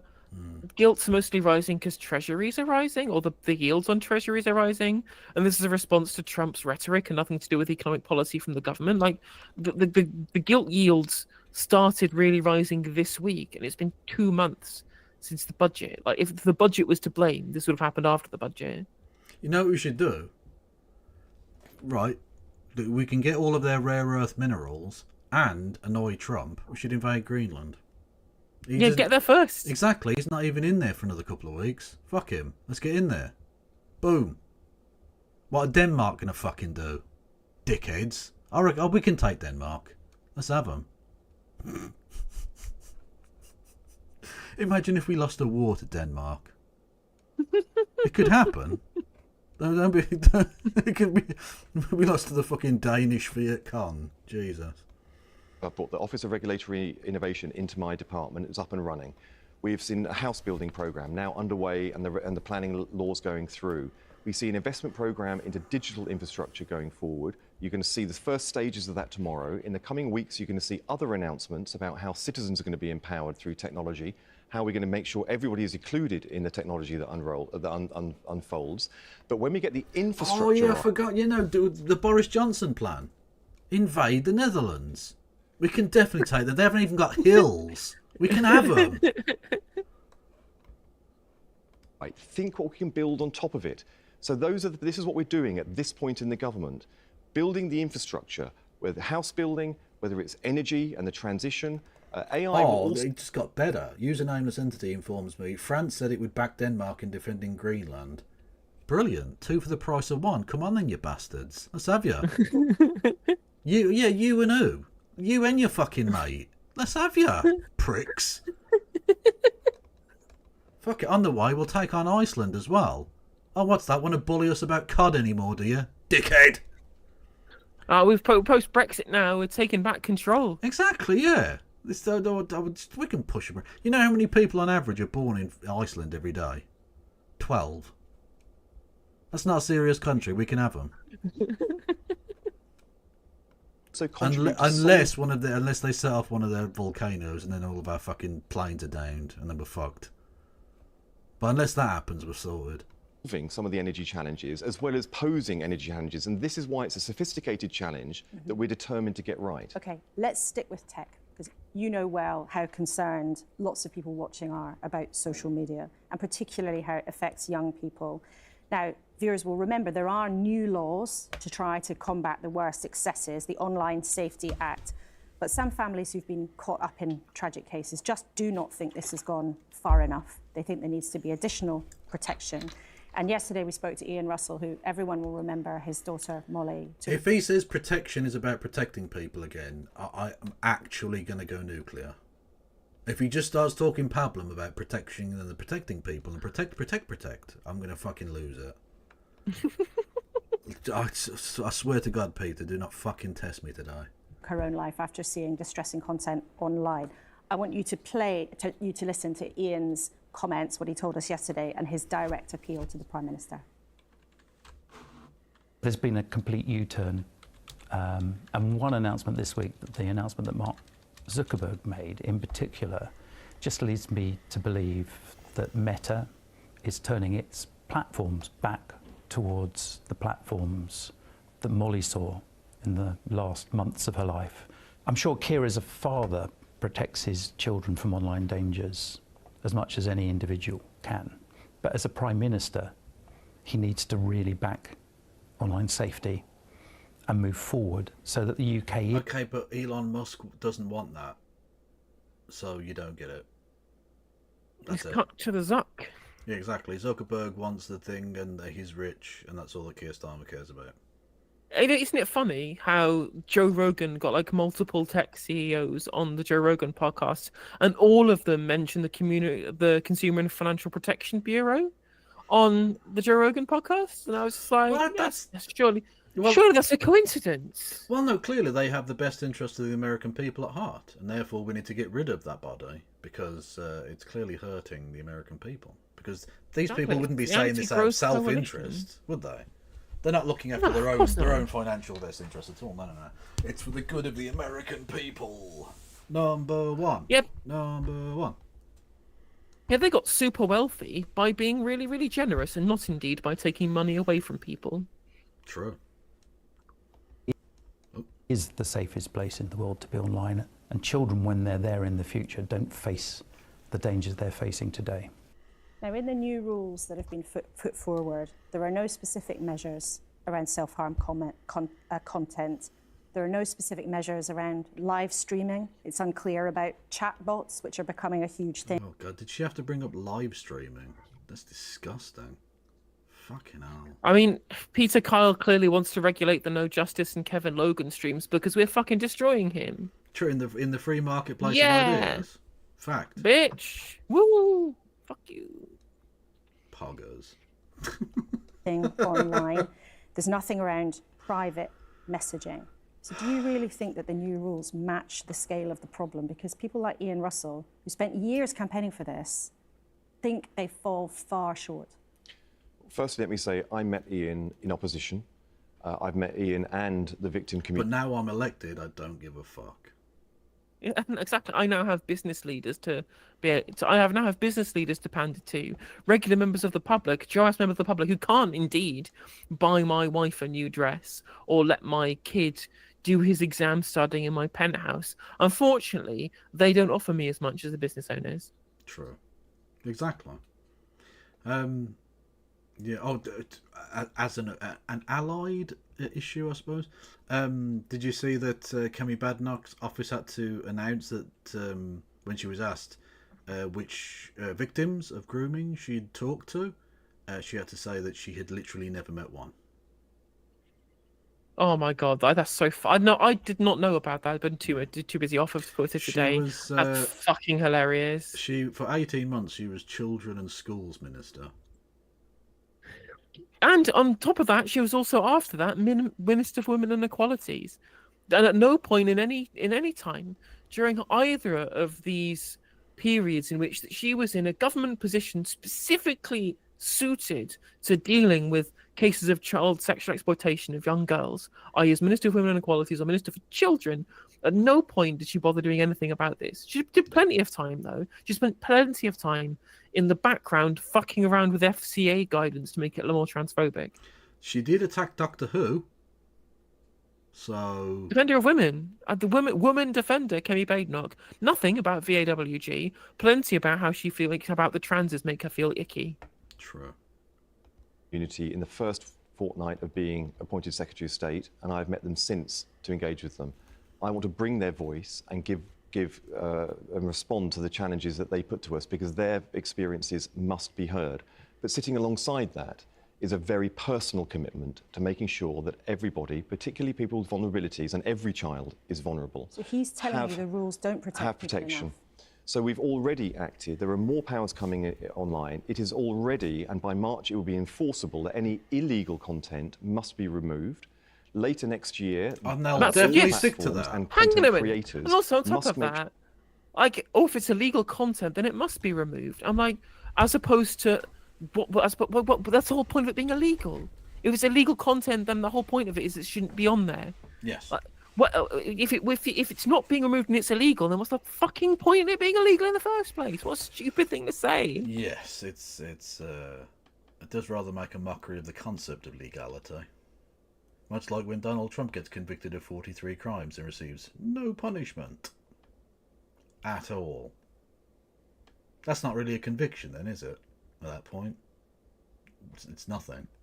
Sure that the content they're creating and publishing is appropriate for the age of the person who is viewing it. If not, there will be very, very strict enforcement rules. Now, in the period since I came in, I've issued a statement of a strategic intent, which I promised the victims I would do and the previous administration didn't, that has insisted to Ofcom that they spend more time and more focus and use their powers more assertively when it comes. So you've asked Ofcom nicely to do a thing.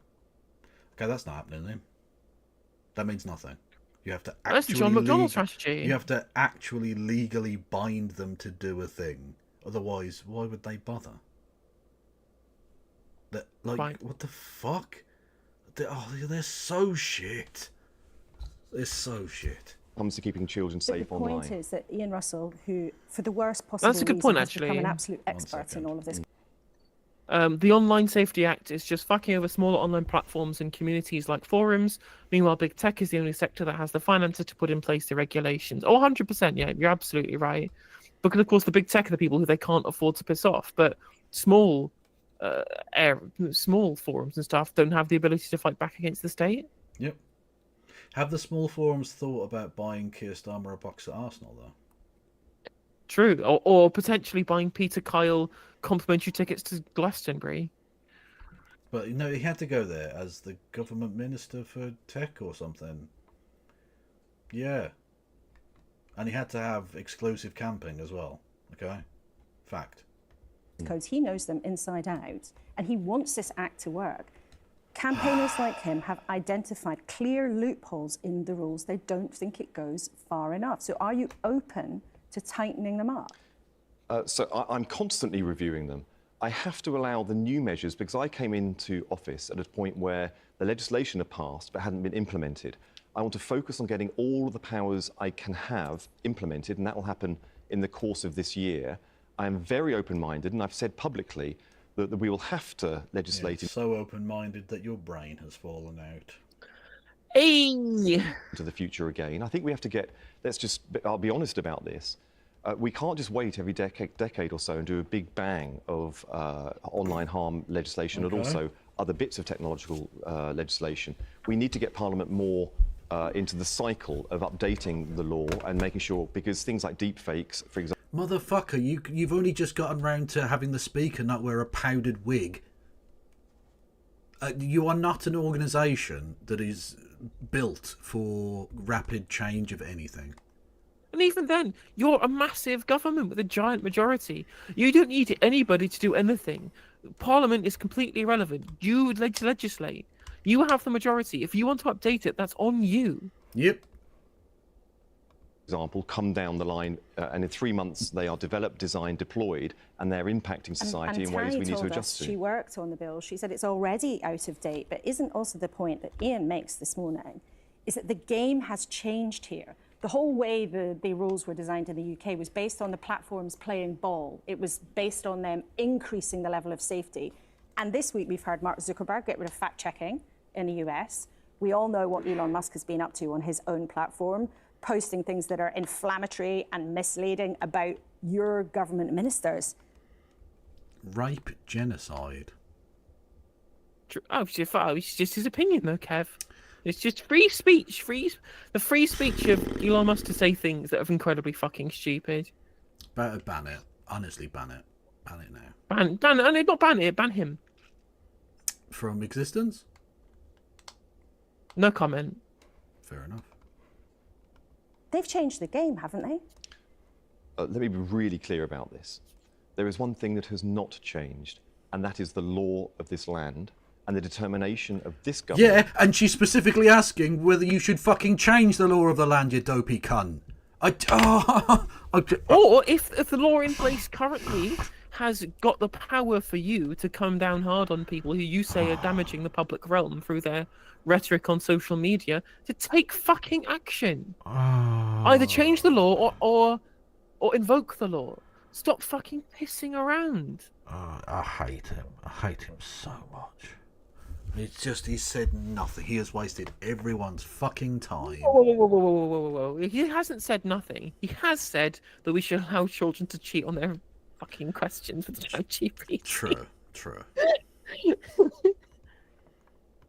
To keep everybody safe and have a safe experience, to have safety built in at the outset so that people can safely explore the potential of online activity. But do you think that the platforms are changing the game? I mean, Mark Zuckerberg, who is the man who controls the platforms that provide lots of people in this country, billions of people around the world, with the information that they see every day.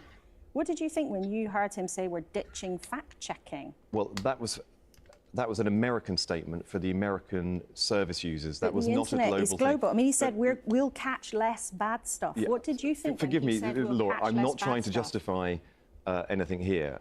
But, well, I did listen to the entire statement. Oh, talking of justifying things and being a massive cuck. Did you see David Lammy this week?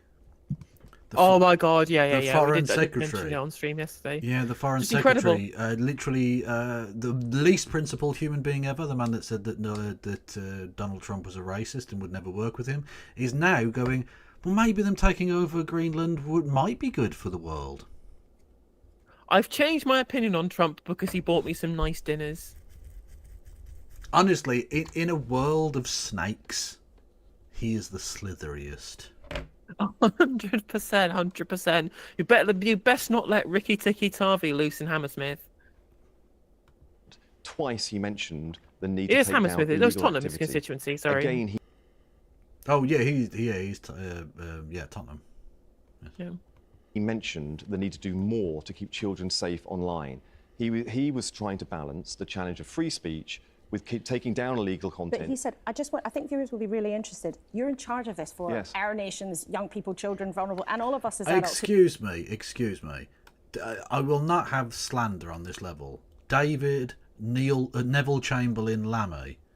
Neville Chamberlain was a misguided but principled politician who tried his best in a difficult situation and failed, fucked it up massively, to be fair, but tried. David Lammy is just an unscrupulous piece of shit who will say and do anything. He's a slime ball. I will not have the Nev should come in for some rightful criticism. Comparing him to the likes of fucking Lammy, behave yourself. Absolutely. I mean, I called him, I think, the most unprincipled sellsword in British politics. Sellsword? What's that? So a mercenary. Oh, okay. I've never heard that phrase before. Is that a D&D thing? Or not D&D. What do you very play? broad, like high fantasy stuff. Oh, okay. So it's nerd shit. You know what? I'm quite Oh, proud. he's a landlord, is he? Or thank you very much, Barry, for pointing out that he's also a fucking parasite. Who is? David Lammy. No, of course he is. Yeah.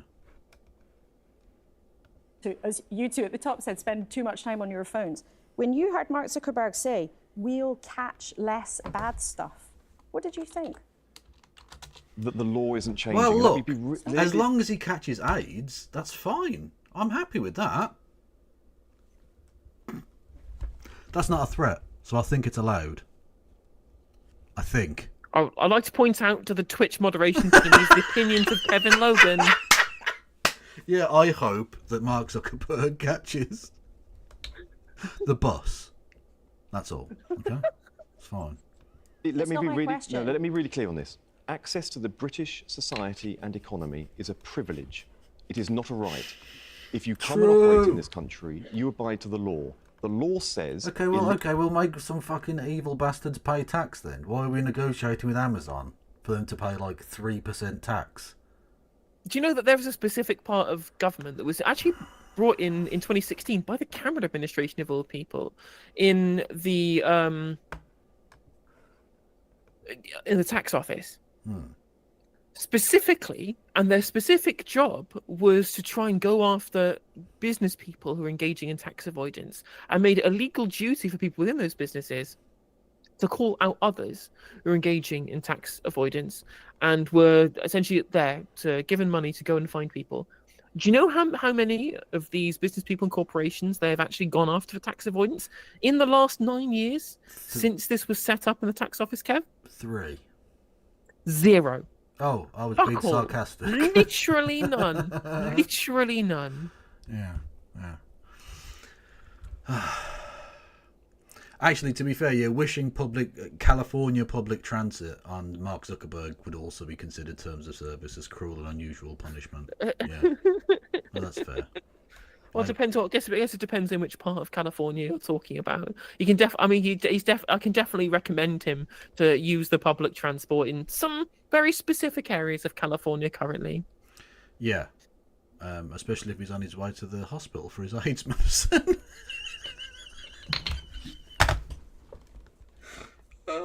Legal content must be taken down. The law says on messaging that all developing technology must be used in order to avoid even end-to-end encrypted being used to supply and deploy illegal content. But the fact here, Peter Crowell, as you know, is much of the concern here is not about content that might be against the law. It's about content that might be harmful to people seeing it, even if it's not illegal. That was the whole big the big debate about the Online Safety Act. Was things that were known as... Is that a Scottish phrase? Yes, it is, yeah. Stooshy! A stooshy!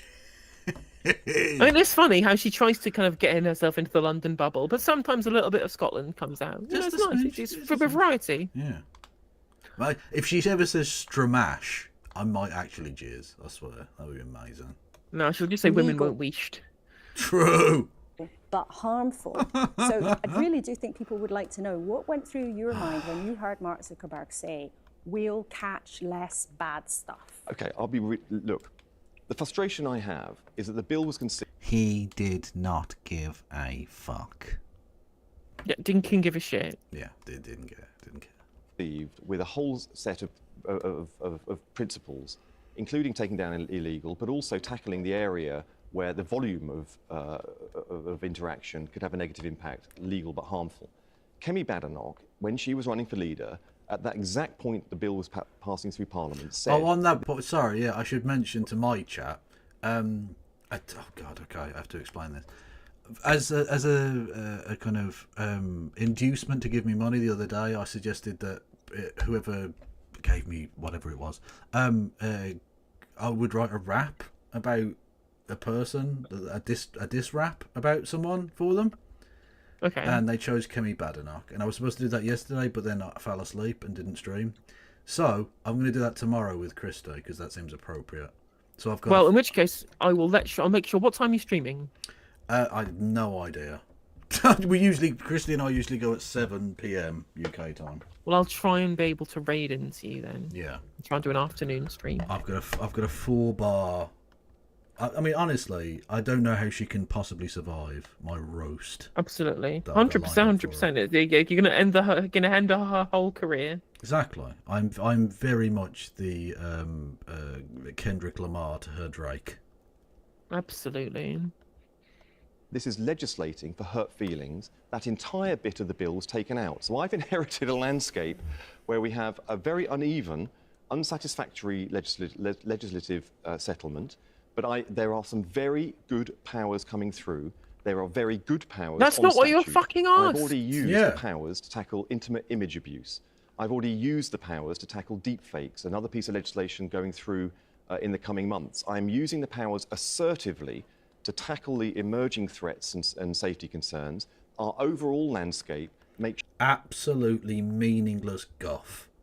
Fucking worthless. Every word of it, total bollocks. He's an AI minister, literally. And it's funny, honestly, we kind of have a go at politicians for being nothing but pablum, but the fact that this guy's entire brief just seems to be just fucking saying words that mean nothing. He is the most useless minister. At least you can understand that David Lammy is out there doing Israeli propaganda. Yeah. At least you know that Rachel Reeves is just repeating Treasury brain. At least you know that Keir Starmer is having his strings pulled like a marionette by McSweeney and McFadden. And you know that Pat McFadden is just like an old cassette recorder that's low on battery, speaking very slowly in the most soporific tone possible about why nothing can get better ever. But with this guy, it's just all fucking nonsense. It's just pablum. It's just empty fucking... like political jargon speak that is completely impenetrable. Like if he opened his mouth and just white noise came out, you would not lose information. Exactly, it would not be less intelligible or worthwhile. In fact, some people can fall asleep to white noise, so that would be useful in that sense. Sure that illegal content must be taken down, but I also have powers which I'm using to make sure that where there is harm, that we can tackle that harm, but particularly in the coming months, I will have the power and Ofcom will have the power to make sure that platforms only provide content that is suitable for the age of the person viewing it. And the sanctions that can come into force if they don't are very, very strident. In fact, the most strident in the world. This is a good start. The world of tech is fast moving. I am trying to keep up, but safety will always be number one so that we can safely explore all the opportunities technology provides. And it is, as you've explained, a real dilemma for politicians trying to keep up here. I must also, as you're here, ask you about your colleague, Tulip Siddiq. She's a Treasury Minister. She's been accused of being connected to corruption of her aunt's government. She's the now deposed leader in Bangladesh, Sheikh Hasina. This is funny, right?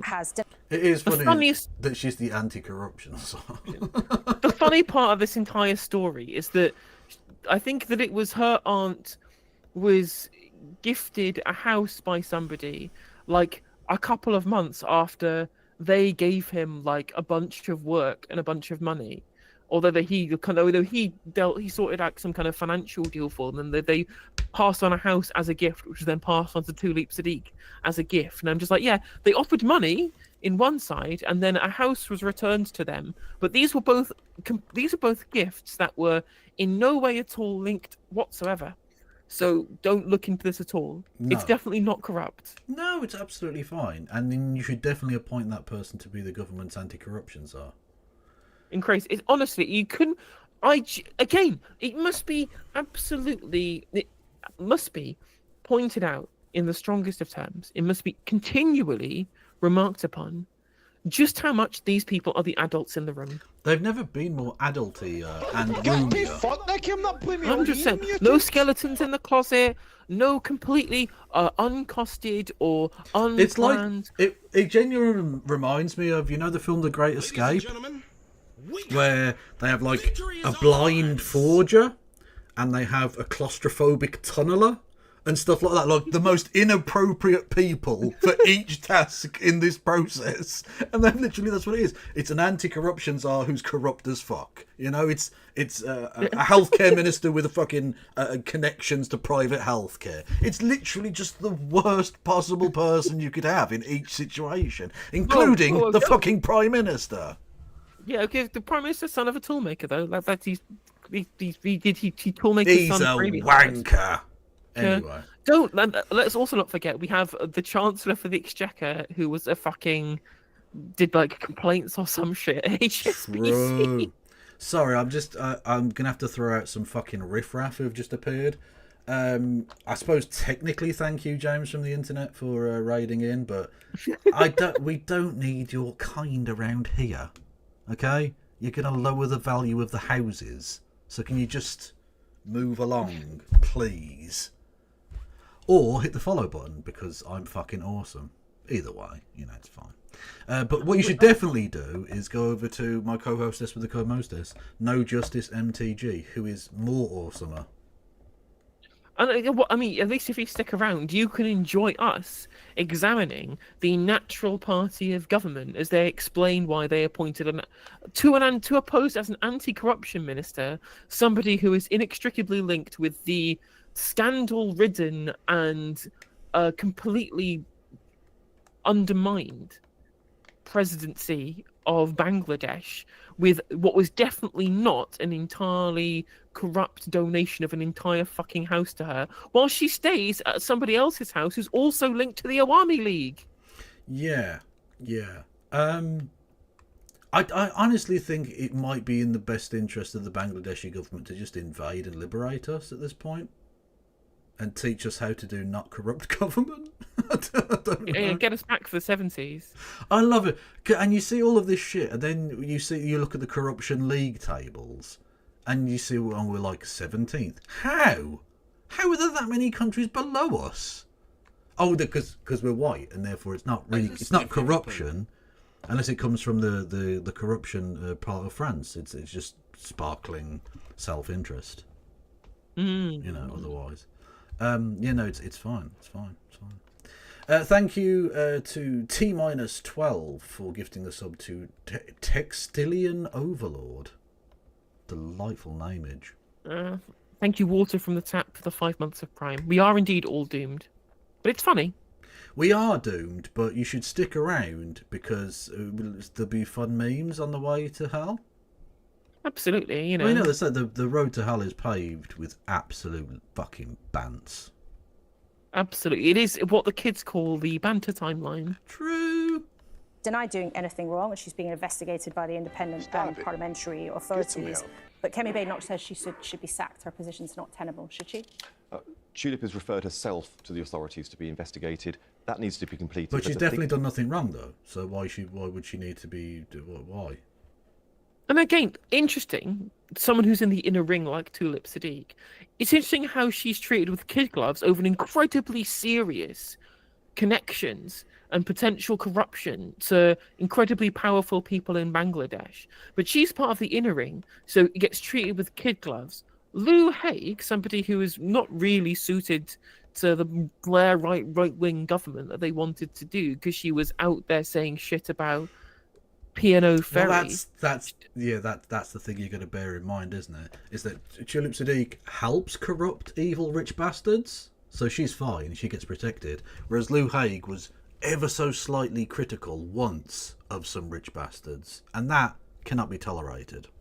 100%. And so something she did, which was have a spent conviction from before 2015, and that was good enough to instant disqualification from being a cabinet minister. Yep. Yet Tulip Sadiq's position as an anti-corruption czar, whilst openly engaging in activity that should be investigated for corruption. Heaven forfend. But it's True. adults in the room, clearly. Thank you, T Minus, for resubscribing yourself. That's absolutely delicious. What is this? The markets. Oh, we talked about this. The rumours that Rachel Reeves will be removed by the middle of next year. No, sorry, this year. I forget it's the new year. Fun times. Apparently potentially replaced by Wes Streeting. I do not buy that for 1 second. I think Wes Streeting is going to be in the long haul at DHSC because of his connection to the people in the right places to get through their legislative agenda over privatisation. Actually, and of course, the kind of twat that might get the job is someone like Peter Kyle, bizarrely. Just a kind of non-threatening douchebag who will just do the shitty work. That's all they're after. Like it's not like as Chancellor you're really setting policy at all in this particular setup. There are no Gordon Browns out there who are actually the Chancellor. It's just whatever the Central Committee want. I mean, we'll see. I mean, I'm trying to find who it was that was who was being floated as a potential. Well, they're all floaters. I know that much. True. Very, very true. Let me bring up the Politics UK account, which definitely isn't run by somebody incredibly right-wing, given the sources they use and the people that they talk about. Yeah. Where was it now? True. We must always remember when talking about Rachel Reeves that she was donked on viciously by our own No Justice MTJ. Very true. Rumoured replacements include Wes Streeting, Yvette Cooper, and Pat McFadden, who's a firm favourite. Well, fucking hell. Imagine if... I didn't think you'd get any fucking more robotic or worse than Rachel Reeves, and it might be fucking Pat McFadden. Oh my god. Okay, if Pat McFadden becomes Chancellor, I think we need to cut London off and just float it out into the North Sea. It's done. We don't need this anymore. Just break down the Thames barrier and flood it. Noah's Ark that shit. Hang on. How is me joking about one person getting AIDS not fine? Were you talking about flooding a city of like 20 million people or whatever? No, we let all the people get out. We let all the people flee, of course. But we just need to start again. Yeah. Just go full fucking Palisades over that shit. Yes. Although it would be the opposite of the Palisades. The Palisades hasn't got enough water. True. Think about it. The thing you can guarantee with this government and Keir Starmer as Prime Minister is he will... What you need to do is rake the Thames. That'll sort it out. Be fine. That's what the Thames barrier does. Yeah, well, sort of. Died to the outcome of that inquiry. So if Laurie Magnus finds she's erred, she'll be out?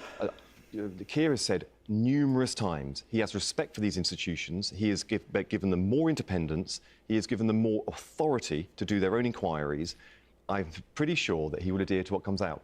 Compare that to what happened with Boris Johnson and Priti Patel, where she was found guilty of breaking the code. Kemi Badenoch said nothing about that, and she carried on with no sanction whatsoever. This is a different era, different leadership, and I think you'll see the outcomes of inquiries like this and the fruits being borne in the way that we govern this country. OK, we will see what happens, Peter Kyle. Thank you so much. Great to have you with us in the studio. I know it's you. a busy week for you, and everybody will be hearing more about the plans for technology in the government. And this is the thing, it's not just that they're a bit corrupt. It's that corruption is the cornerstone from the very fucking get-go. Before they were even in power, he was accepting huge amounts of money and free dresses and fucking tickets at the football and all the rest of it. Like, corruption is the defining characteristic of this government. It really is. I mean, and again, it's just so tilting to me that all the real journalism was being done by independent investigation, by independent journalists saying, look at all of these myriad links to the lobbying industry across the huge swathes of the party, links to private industry, links to private equity, links to private water, links to private healthcare, links to consultancy, links to all of these fucking places. And I'm just like, why would anyone in the media comment on this shit? Well, did you see? I mean, honestly, this might be the most hypocritical thing I've ever heard, but it's also still technically true. I saw Elon Musk criticising Keir Starmer for taking a £5 million donation from a private equity firm. Now, it's correct, he shouldn't have taken that, and it's corrupt and evil and bad, but you literally just bought the United States federal government. What are you talking about? I mean, it just shows you... You are the one person on the planet less able to criticise Keir Starmer than Keir Starmer himself, I guess. I don't know. I mean, it's the best. The best defense is the best off. It's a good offense, right? Rather than get people to scrutinise your donations to Reform UK, just go, well, they're all at it. They've all got their snouts in the trough. They're all just as crooked as everybody else, which of course is true. They are all absolutely crooked, 100%. And the whole point about critiquing Elon Musk's donation to Reform UK is because it undermines democracy. But if you're also undermining democracy, sure, to a lesser scale, by partnering up with Quadriga Capital, right? That's still the undermining of democracy by having tax-dodging hedge funds funding our democracy and buying influence in the government by being part of the fucking climate crangos and shit. Like, that is every single position you would otherwise have to critique Elon Musk's foray into British politics, instantly gone. Yep. Instantly gone. And Elon Musk knows this.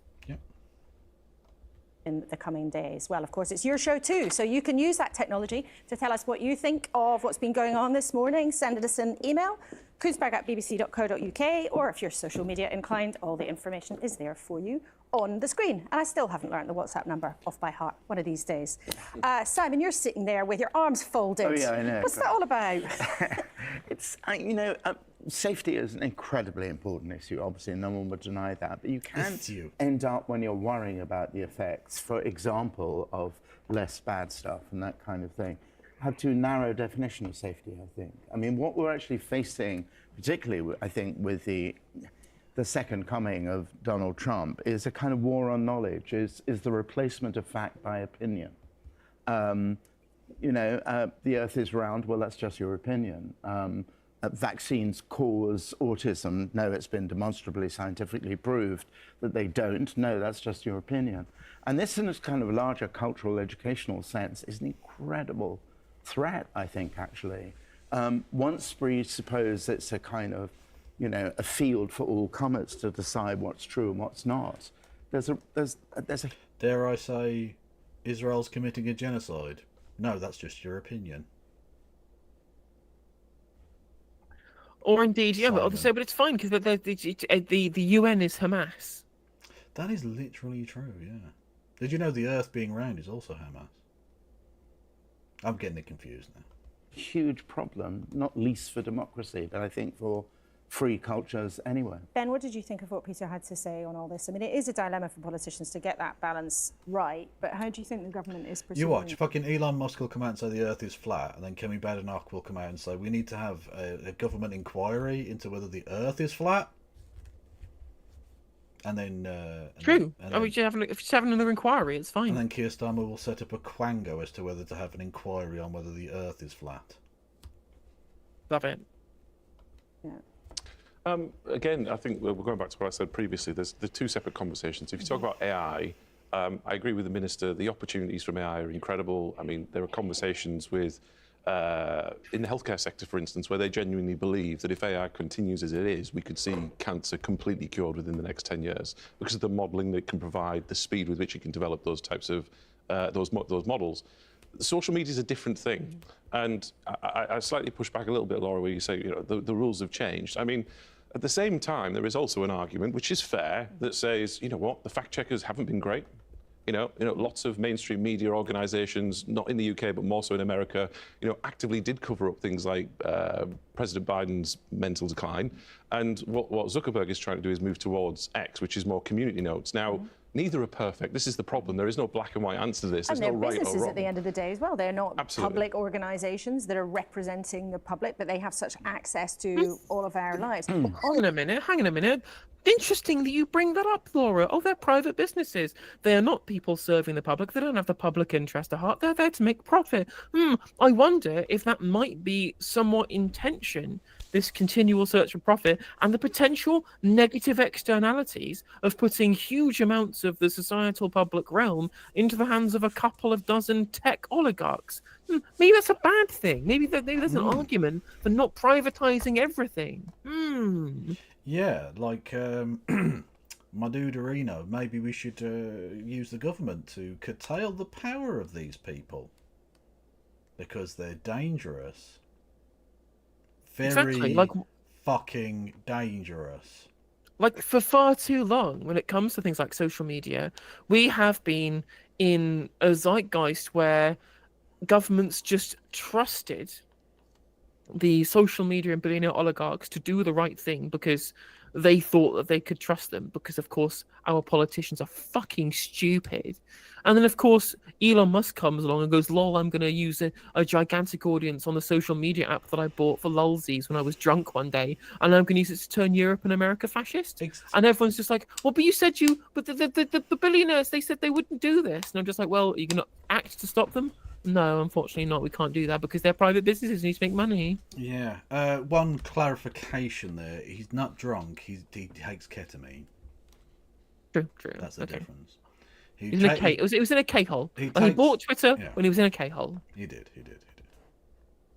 On the point about the economics of artificial intelligence, though, so in your part of the world, obviously you're trying to drum up business all the time for a Teesside. Do you see opportunities? Do you want the government to come knocking and say, can we build a big data centre in your part of the world? But surely on Teesside they wouldn't say AI, they'd say YI.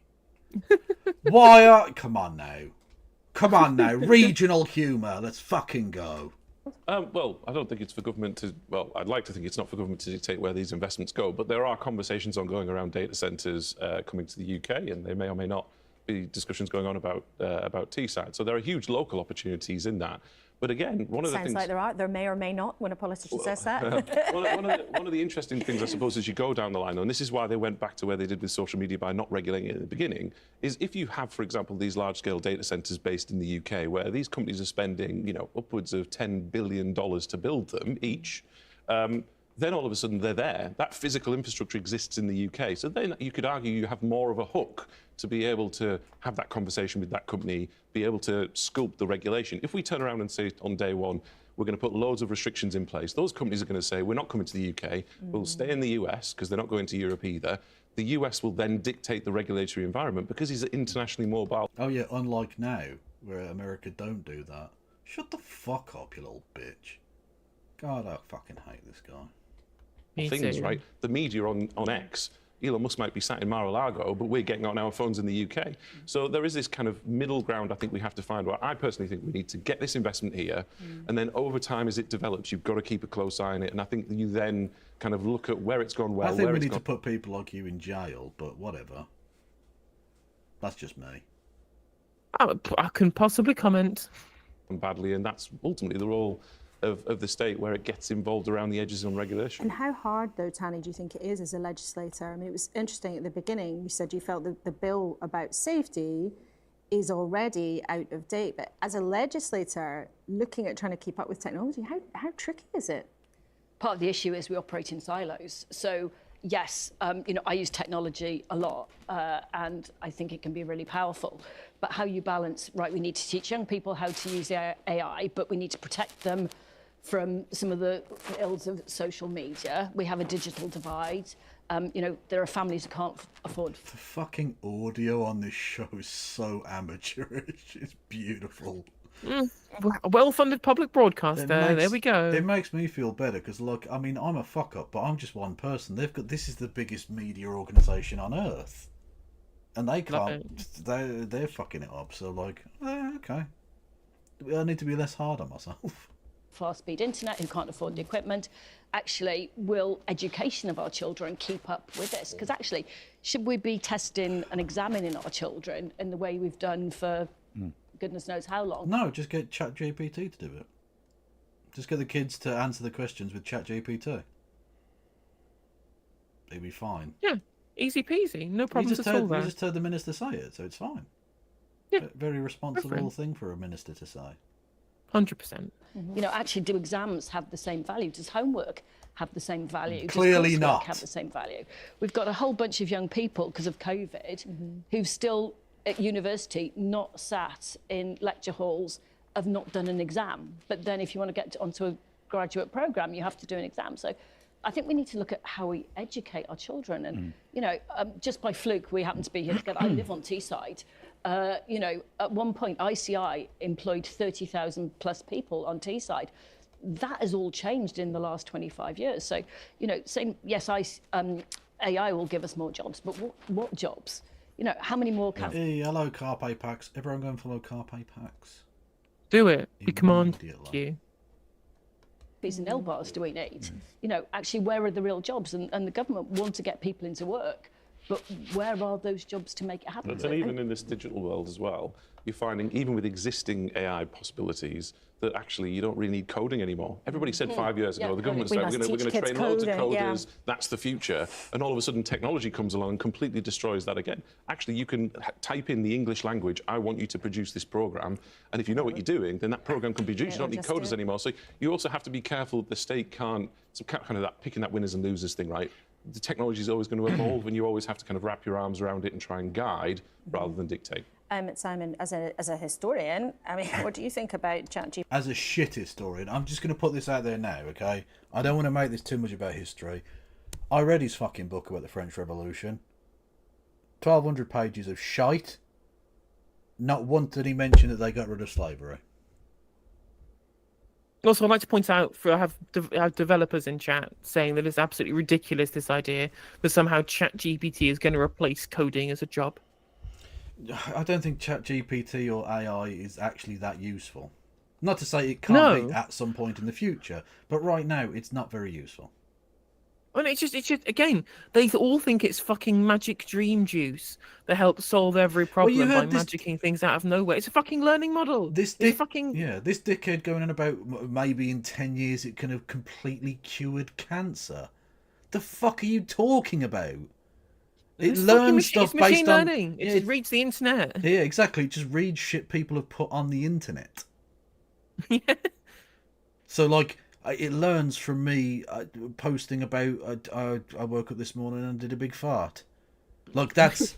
I don't think that's going to cure cancer somehow, mate. And, like, just so much... Like, and again, so much of the training of the AI and the sources that it uses can just flag up completely wrong information. Like, totally wrong information. Yeah. Yeah. Fucking rubbish.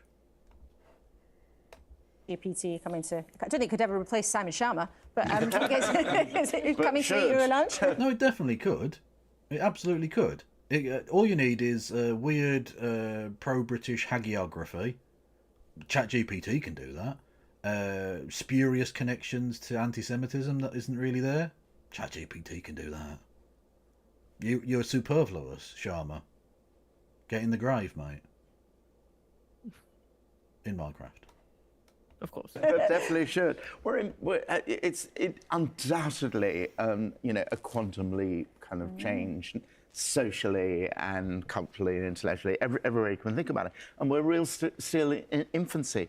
Listening to our friends here, I'm just wondering whether you think actually there's enough explicit discussion, for example, about how schools and educational curricula, as well as the sort of scary business, I so agree with you about, there's fine talk about the creation of jobs, but exactly which jobs remains so frighteningly unknown.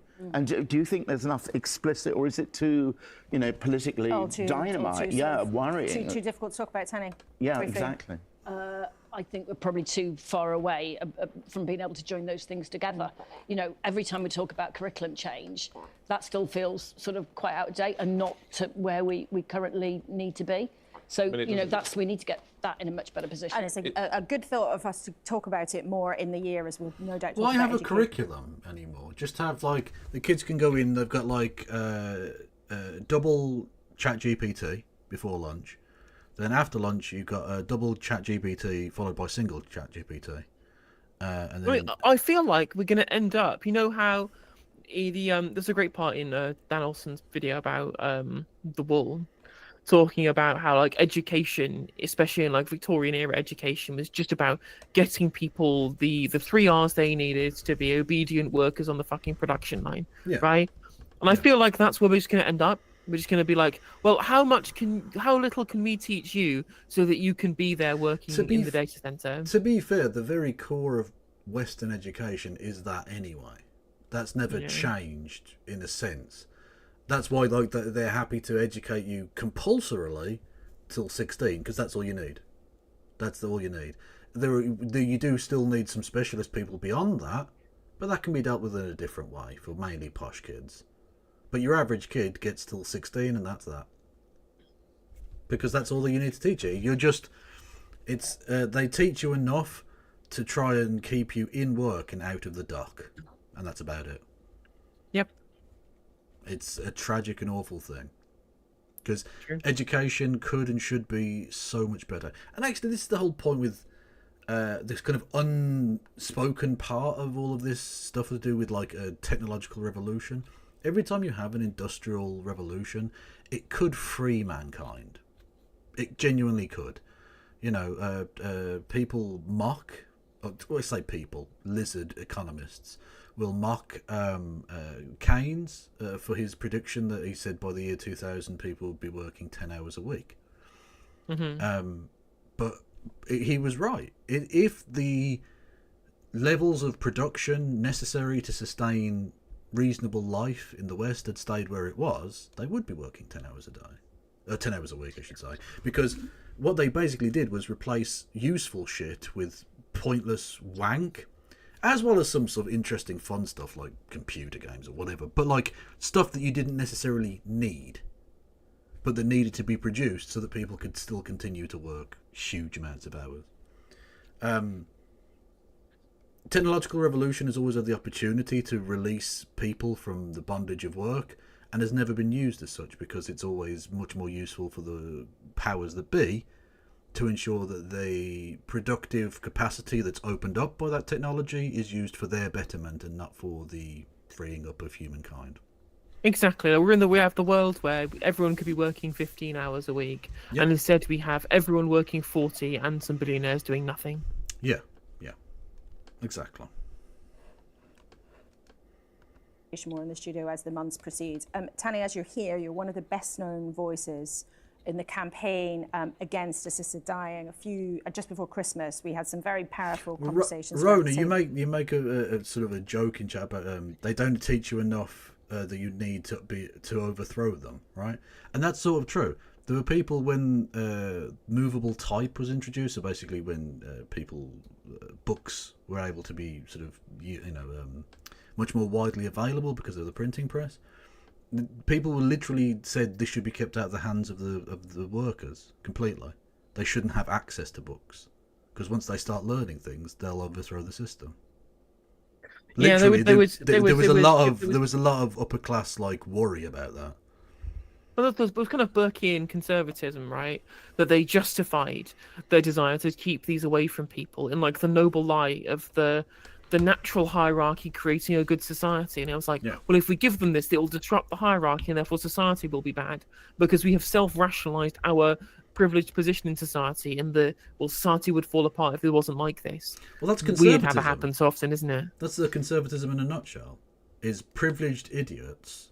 No, not privileged idiots. Privileged people confusing themselves or deluding themselves into believing that this is the natural way and the only way, and then convincing idiots to vote against their best interests. Yep. That's exactly what conservatism has always been and will always be.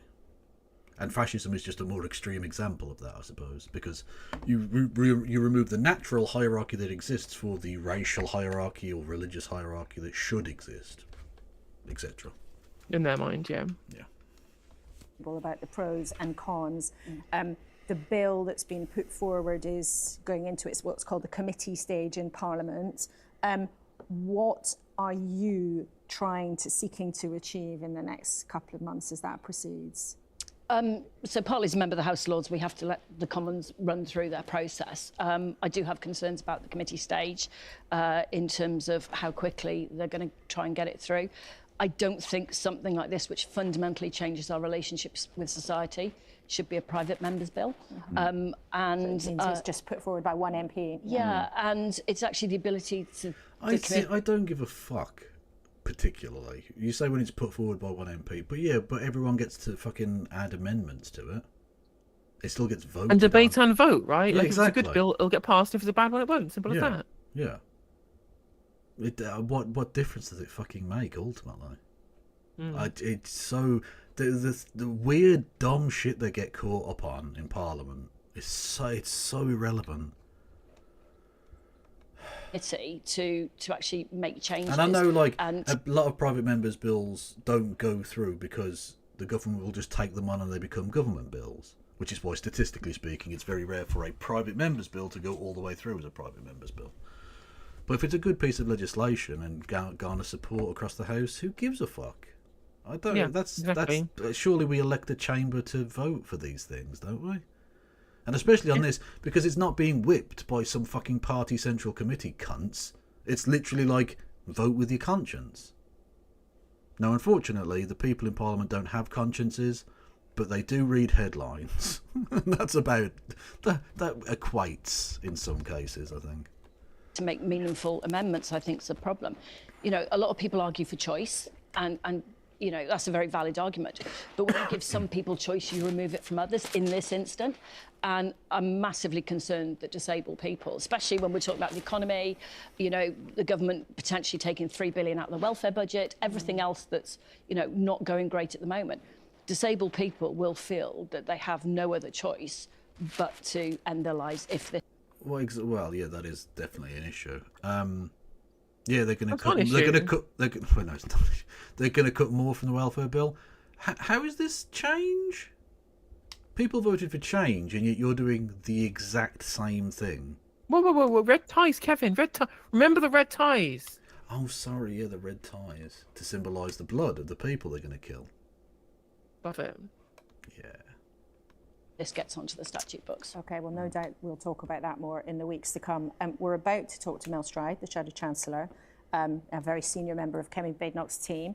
Ben, the last time you were here, you told us you were worried that if Kemi Badenoch's team basically sort of didn't get their act together a bit, they'd leave a vacuum for Nigel Farage. Do you think that's happened in the last month or so? I think what we're seeing, and I think we talked about this last time, is that... Yes. He is the leader of the opposition. Basically, yeah. Although, interestingly, some of his councillors are defecting. I think that the Musk criticisms, I think, have hit home a little. I mean, it was like threefold. It was that they said that he was leading the party too autocratically, and I was like, bitch, you fucking signed up to a PLC as a subscriber where he is the majority shareholder. What the fuck else do you think was going to happen, you stupid idiot? Yeah, I mean, I joined an autocracy, and I felt actually that they weren't really listening to me in a democratic way. Yeah, like I moved to the Kingdom of Brunei, and suddenly the king sets all the laws. What is this? Your fucking fault. You should have researched the Kingdom of Brunei before fucking migrating, shouldn't you? Sultanate. It's a sultanate. Is it? I did not know it was a sultanate. Well, there you go. You learn something new every day.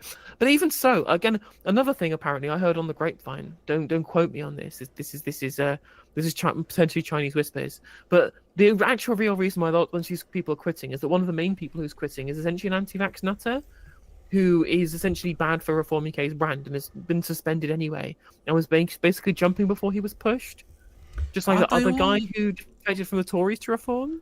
Yeah, I was about to say that they took in a fucking anti-vax lunatic, didn't they? What was his No, you're name? thinking of the Reclaim Party. It was Andrew Bridgen. Oh, Reclaim. Sorry, yeah, you know, he joined the Fox's group, didn't I? Lawrence Fox. Yes, he did. Yeah. And when I suggested a Fox for Chancellor, Lawrence Fox is also not acceptable. Definitely not that one. No. Historically, where the Labour Party has done poorly, naturally supporters kind of then leaked over to the Conservative Party and vice versa. But I think post-Brexit, with obviously the changes on voting and the Red Wall, in the 2024 election, I think that was the opposite in effect in the... Is there a UK version of RFK Jr.? Yes, but without the voice, which is disappointing, because, like, it's so... Oh, God, it's so horrible, because, look, it's a legitimate illness he has, right? But I can't pretend he doesn't sound like that. Like, I can't, it's, you know what I mean? He sounds very fucking weird. And he killed a bear and dumped its corpse in Central Park. Which sounds like a thing I would make up to make him sound bad. Like saying, oh, he fucks dogs or something. No, he literally killed a bear. He sawed the head off a fucking whale. And then put it to the top of his fucking car, left the window open so that the juices from inside a dead whale's head poured into the car over his young daughter. Yeah, just fucking normal. No, very extremely normal, very normal. Totally normal. His brain has gone. It's gone. It's totally gone. He's going to make America healthy again. Can he make his head healthy first? Jesus. We'd like to hope so. Whereas, of course, that couldn't happen here because we don't even have bears. Well, except in the sense of fat, hairy gay men. Hello, by the way. Yeah, but no actual, like, grizzlies. Although apparently we do have wildcats in Scotland or some shit now. Is it pumas or some shit? I saw something about this. No? No, I'm no okay, idea. Yeah, apparently there were the wildcats that were captured in Scotland, and they don't know how they got there. Well, there you go. Brilliant. In the south and the southeast, I think things are very different. And what we're actually seeing in the polls is because people still don't trust the Conservative Party. Because now, usually the only links in Scotland just after Christmas is Links Africa. True. I got loads of fucking smellies this year. Obviously, who doesn't? Absolutely. I don't think I've ever bought deodorant in January in my life. British traditional, like Christmas tradition, absolutely. Yeah. And I don't think I've bought a pair of socks in years. And God bless them, my mum buys like Christmas socks, which are fun, but then in the middle of July you're walking around with like fucking snowman socks on, and it just looks weird. And also, just like the Christmas period is finished now. You've bought me Christmas socks at the time in which it is least useful to wear them. Yeah, basically. Buy me them in like November, and I can wear them throughout the Christmas period. True. Although I don't really give a fuck. Just if they're a pair, then I wear. True. Because we've got a big journey to go on to rebuild that credibility, which, let's be honest, very few people see the Conservative Party credible as a result of the 2024 election. It has been difficult, and who's benefited? I mean, the Labour Party are doing a terrible job at the moment in broad terms, and Reform are, by default, benefiting from that opportunity. Now, I would say as well, this week's been a little bit better. Again, largely because the Labour Party keeps shooting themselves in the foot, and actually Kemi is starting to get across on things like grooming gangs. The economy, I think, is going to continue to be a problem for this government, where we have the fantastic Mel Stride as Shadow Chancellor, who will be able to hold this government to account. We've just got to be careful, because if we don't get our act together quickly, we could be in the May elections we could see reform in significant seats, and all of a sudden we're on the back foot. And 2 or 3 years can go by very quickly, and all of a sudden we haven't built those foundations going into the next election. Could they beat you in the local elections?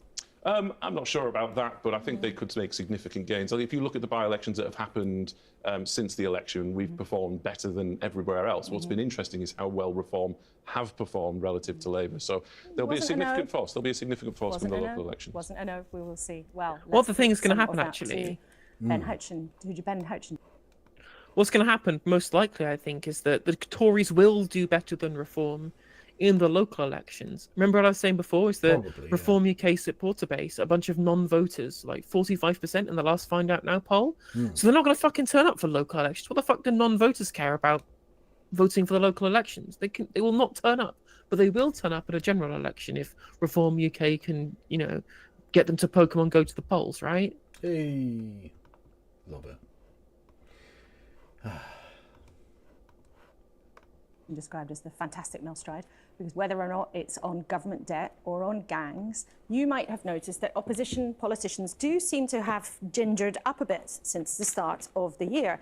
This week they've been busy poking fun at the Chancellor for going AWOL on a planned trip to China, while the financial markets were having a wobble. Well, Mel Stride is with us, as you know by now.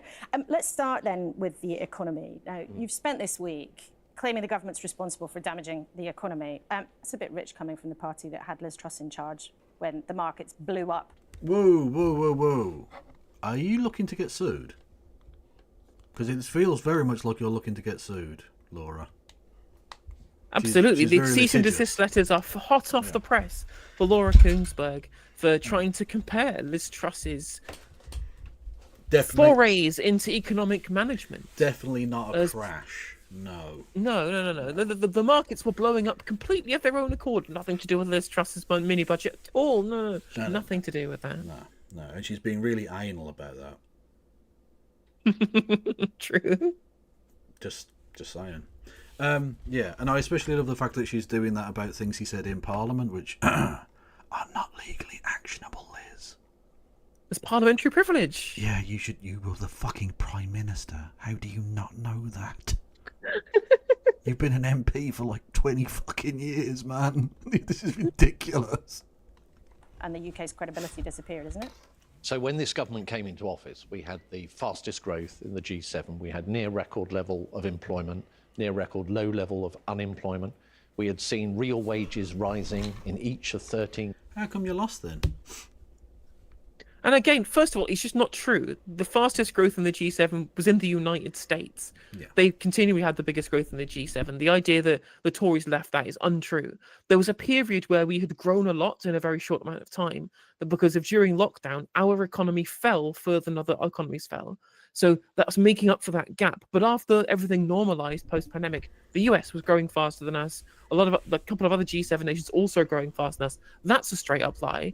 And then you say, well, wages were rising. Well, this was a consequence of having a hot economy. This was just a hot labour market in the wake of the economy opening up, given all of the extra liquidity that's put into the economy due to the coronavirus stimulus. Again, these things happened in places like America as well, yet their inflation came down quicker than ours did, and their economy started growing quicker as well. We had it way worse. All the economic indicators in the UK were worse than in the United States.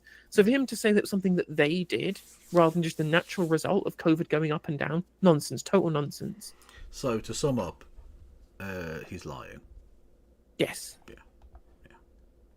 In consecutive months, and we had brought inflation down from over 11% at its peak, right the way down to bang on 2%. And again, oh my God, I hate this.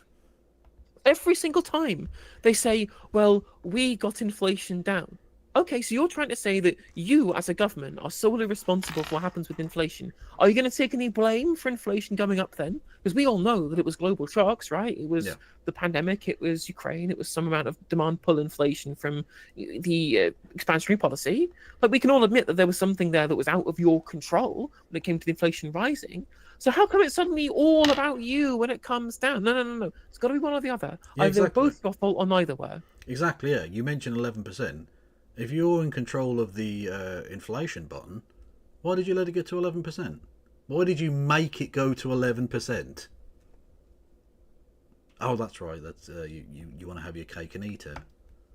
Well, you can go fuck yourself. Absolutely horrible On the day of the time, general record levels of election. taxation. So that was their huge debts, and Liz Truss inheritance. blowing up the economy. No, what the real story here, Laura, is that the government said during the general election that they had no intention of jacking up taxes left, right and centre. They have done exactly the opposite, and they piled taxes onto businesses through the national insurance changes. That has led to an economic slowdown. They talked down the economy as soon as they came into office. That has dampened the animal spirits.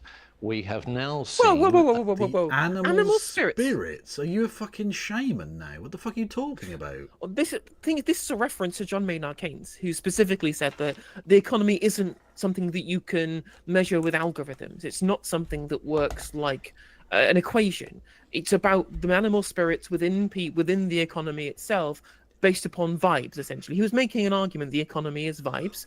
This is the Conservative Party. Since 1979, they have been incredibly neoliberal and monetarist and have tried to boil the entire economy down to a set of equations and algorithms and not vibes. So for him to come out and try and quote Maynard Keynes as if that's somehow the kind of economic theory that he subscribes to, there's a bunch of nonsense. I mean, if he's going to come out as a Keynesian and say, well, maybe we should be doing more fiscal stimulus to stimulate growth, then by all means come out and say it. But otherwise, you're just kind of undermining the fact that the Conservative Party for 46 years, coming this year, has been the party of not believing in the existence of the quote-unquote economic animal spirits. A fiscal splurge, which they're laying out in the first 2 years, which is pushing up inflationary pressures, which means interest rates being higher for longer, people's mortgages costing more. We're seeing unemployment rising. Wow, imagine if the government did something that massively increased the cost of people's mortgages. That would be terrible, wouldn't it, Conservative? And even then, the fiscal splurge quote that he says Rachel Reeves is doing is investment in new jobs and new technologies which will help grow the economy. The fiscal splurge that their party was responsible for when Liz Truss was Prime Minister and when Kwasi Kwarteng was Chancellor, that guy clearly gets left off the hook quite a lot when it comes to the fact that he was literally the Chancellor of the Exchequer for the mini-budget. He delivered the statement for the mini-budget, was on the assumption that they could massively increase borrowing, massively cut taxes, and that would have no effect on market problems.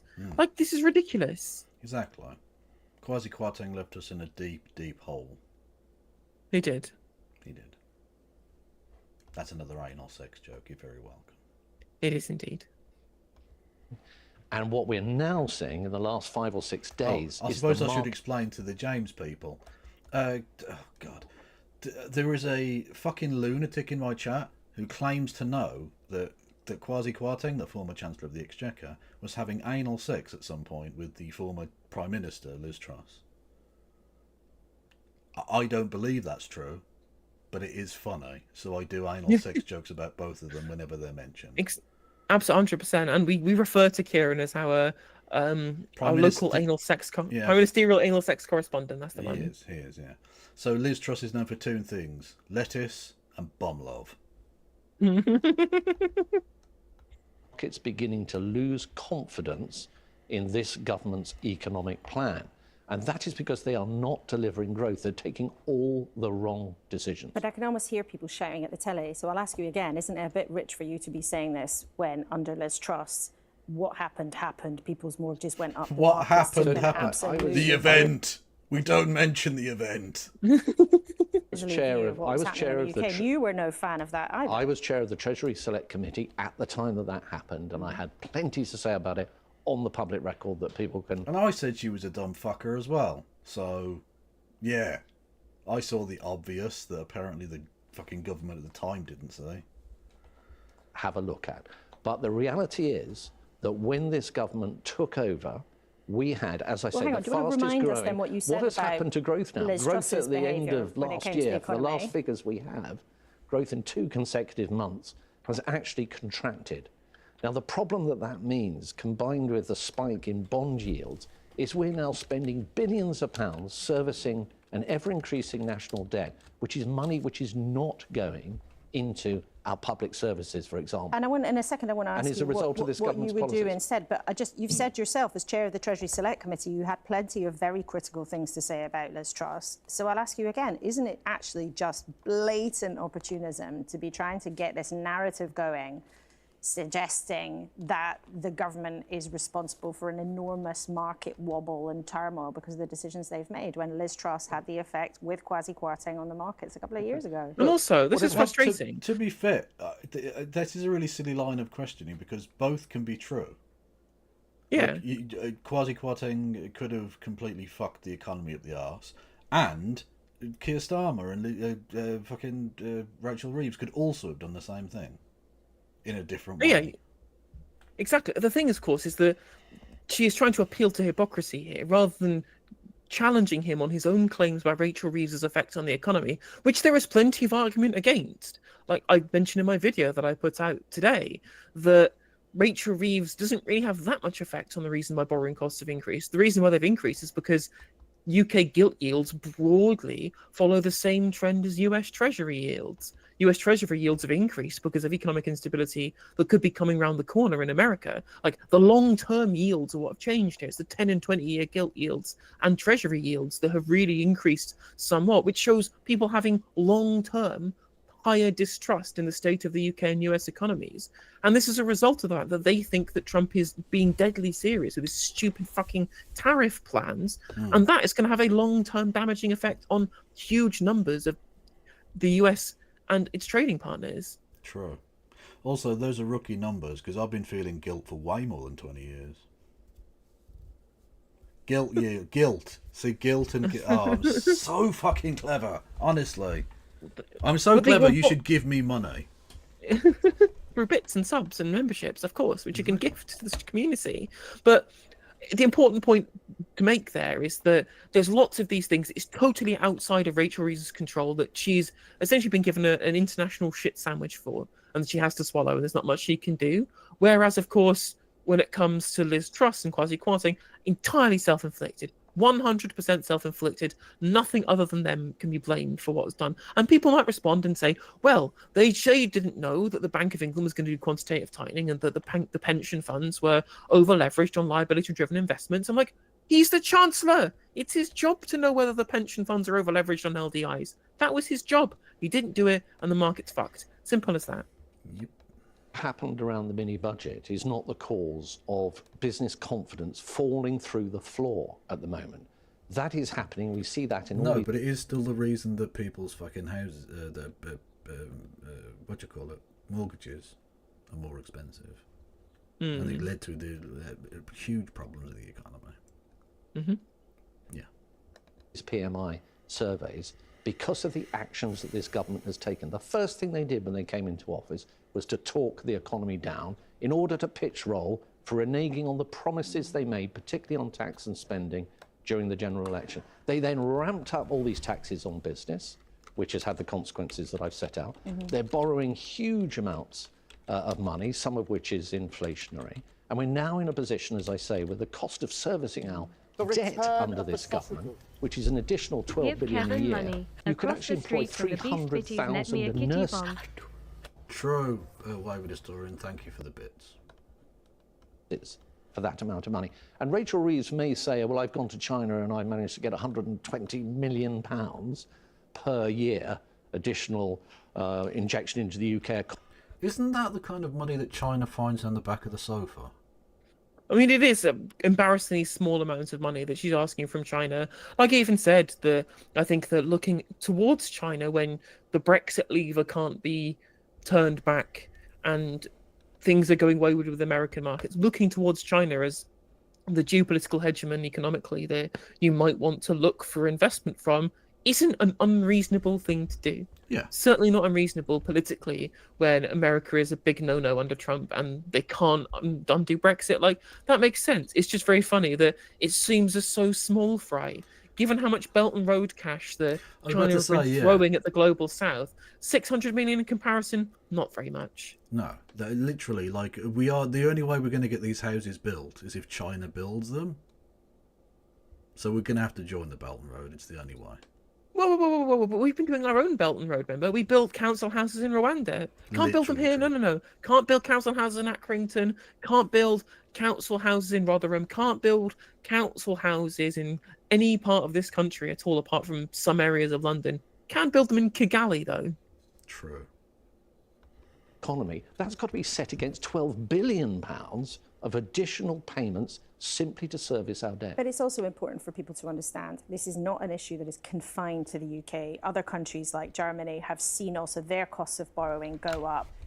Aren't you misleading people by trying to suggest this is all about the UK government's decisions? We've got the highest borrowing costs now in 27 years at the 30-year bond rate. At 10 years, it's about 16 in the last 16 years. And what you have to look at, Laura, is the spread with other countries. But do you admit though, that other countries are experiencing similar issues? Similar issues are happening across the globe, that is true, but we are distinctly an outlier. It is much, much worse here. In fact, the spread on bond yields between ourselves and... It was also an outlier even before the election. Like, we already had higher borrowing costs than all these other countries before the election happened. So we had a higher base to increase from when the sell-off happened in the last week or so. Yeah. So to try and claim that suddenly because it looks much worse than other countries now, therefore it makes it Rachel Reeves' fault, well, then it must have been your fault when you were in government beforehand, when these were still higher than these other countries then too. Yeah. Germany is the highest it's been in 30 years. That is the nature of the problem that we have. So what would you do then if you were in Rachel Reeves' seat now? Would you cut spending, raise taxes, or change the rules on borrowing? So I wouldn't have got here in the first place. We were very clear. What would you do if you were but this leads to the kind of things that the government should have done, okay, is when we went into the last election, we were very clear in our manifesto, firstly, that we would make choices on tax that lent into growth, not dampening growth. Secondly, we made it very clear that productivity should lie right at the heart of any sustainable economic policy. And that is something that's... But your sustainable economic policy was to just fight the unions regardless of how much it cost? And, like, you can't really be here lecturing anybody else on productivity. Again, I know this is an appeal to hypocrisy here, but this isn't just one blip from one prime minister. This is 15 years of Conservative turmoil. I guess 14 years, because it was 2024 when the election was. 14 years of Conservative government when we had productivity stagnating for literally the entire time they were in office. There was no time when they were not. There was no time when they were in office where there wasn't stagnant productivity. So to say, well, we would have just fixed productivity. Well, you should have done it 14 fucking years beforehand, shouldn't you? No, maybe the problems were a little bit bigger than just red team, blue team. No, this is their version of press the grow economy button. Just press the up productivity button. True. Just do that, and it's fine. Yeah, literally press the big red productivity button. Why isn't Rachel Reeves doing it? It's inexplicable why she isn't just raising productivity. Well, because she's too busy pressing the P45 button. True. This government has not done. So I should explain for the Americans, that's the slip you get from the government when you lose a job. I don't know what that's called in America, but whatever. Well, there was a very famous moment when a comedian, I forgot what his name was, Simon Brodkin. He used to have a funny character called Lee Nelson, pretended to be a journalist at the Conservative Party conference and gave Theresa May, who was Prime Minister at the time, a P45. And firstly, the security allowed that and he didn't get, just killed. Like, what the fuck? What about if he'd had a knife instead, you dickheads? Anyway. And secondly, she took it off him. Like, she literally rather than going, fuck off, you prick, she went, okay, and just took the piece of paper, and you just think, oh, it's over. Just get off the stage. Was that the same one where the letters started falling off the wall behind literally, her? Well, she couldn't stop coughing, and then one of the letters fell off the wall behind you. Just think, oh my god, is this a sketch? Am I watching a fucking sketch show now? What is this? Strong and stable. Yeah. Oh, the pink slip, or the pink paper, apparently is what it's called in America. See, ours has got a number on it. So we're better. 14% for train drivers, those wage increases, 22% for junior doctors. But what would you do now? Because you got battered in that election. So the third thing, which touches on the area that the government should be urgently looking at as completely ducked, is welfare spending. So I was Secretary of State at Department of Work and Pensions, and I brought in reforms that were bringing in, you can see it in the OBR's scorecard, £5 billion worth of savings across the forecast period. Okay, now, that is okay. good. Let's dig into those claims, shall we, Mel, about your savings in the welfare department. This was all being done off the backs of the disabled, and we now have links that were reported on by The Guardian showing that none of this was done with, like, the needs of the disabled in mind at all, and was all just being done to penny pinch, and to essentially, as has been pointed out in other segments that I've done, to balance the economy on the backs of the most vulnerable, which is the disabled. Yeah. Mostly because Mel Stride is an absolute fucking demonic piece of shit. Exactly. I'm rather glad he'll never be Chancellor. Same. Although, to be fair, they are going to make Lee Anderson Chancellor, so, you know, we're fucked.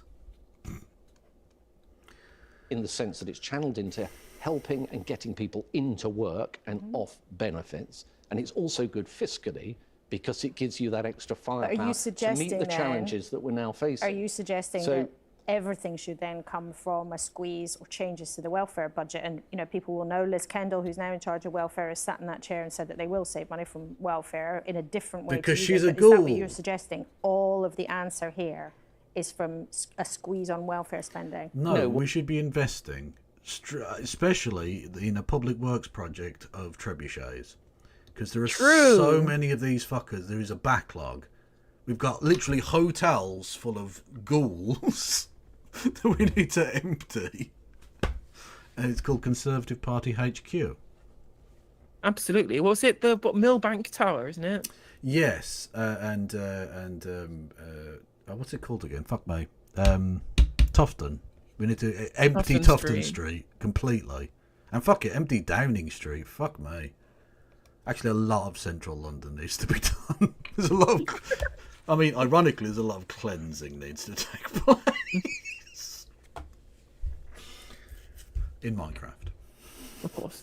What I actually said was three things. I said we should have had a different approach to the economy that didn't tax the daylights out of businesses, such that we've seen that dampening of the animal spirits. We've seen that dampen. Oh, won't someone think of the businesses? 1.2 percentage points. Oh, it's the end of the world, chat.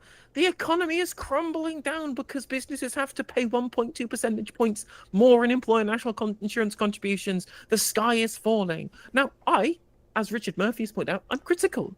I'm critical of that decision. I think that it probably could be called a quote-unquote jobs tax. It's not a huge amount, though.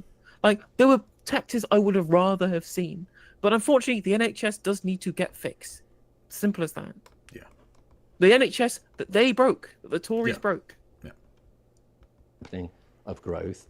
We should have had something from this government that was far more about productivity. You saw that in Jeremy Hunt's last budget, 3.4 billion aimed at the NHS and improving productivity, for example. And yes, we should definitely be looking at welfare. And we went into the last general election with a plan to save 12 billion from the welfare budget. Now, that is a huge amount of money that could... Wow, well, it didn't work the first dozen times we tried it, so let's just keep doing it again and again. And then maybe all of the poor people will die, and then we will be fine. And that's what neither Mel Stride, when he was in the DWP, and what Liz Kendall also doesn't understand, who's now the head of the DWP, is that getting rid of disabled people's welfare payments makes it less likely for them to get back into work. Yep. It makes them less healthy. It, in fact, makes them the worst off they could possibly be. And then you have to spend more money down the line to get them into the point where they're healthy enough to go back to work again. Again, you are stopping spending now to pay more down the line, right? Well, that's austerity in a nutshell. It's a false economy from start to finish. But also, it's about the cruelty of it. The cruelty isn't just the point. I think it's a bit glib to say it is the point. It's one of the points. Is that they need to be seen to be being cruel to these people. Because that's the adults in the room. That's what adults in the room do. Is be unbelievably swinging in terms of cuts to any kind of welfare spending whatsoever. Regardless of whether that's good for the economy or good for anybody. I will respond to you there. Not every kind of welfare spending. No.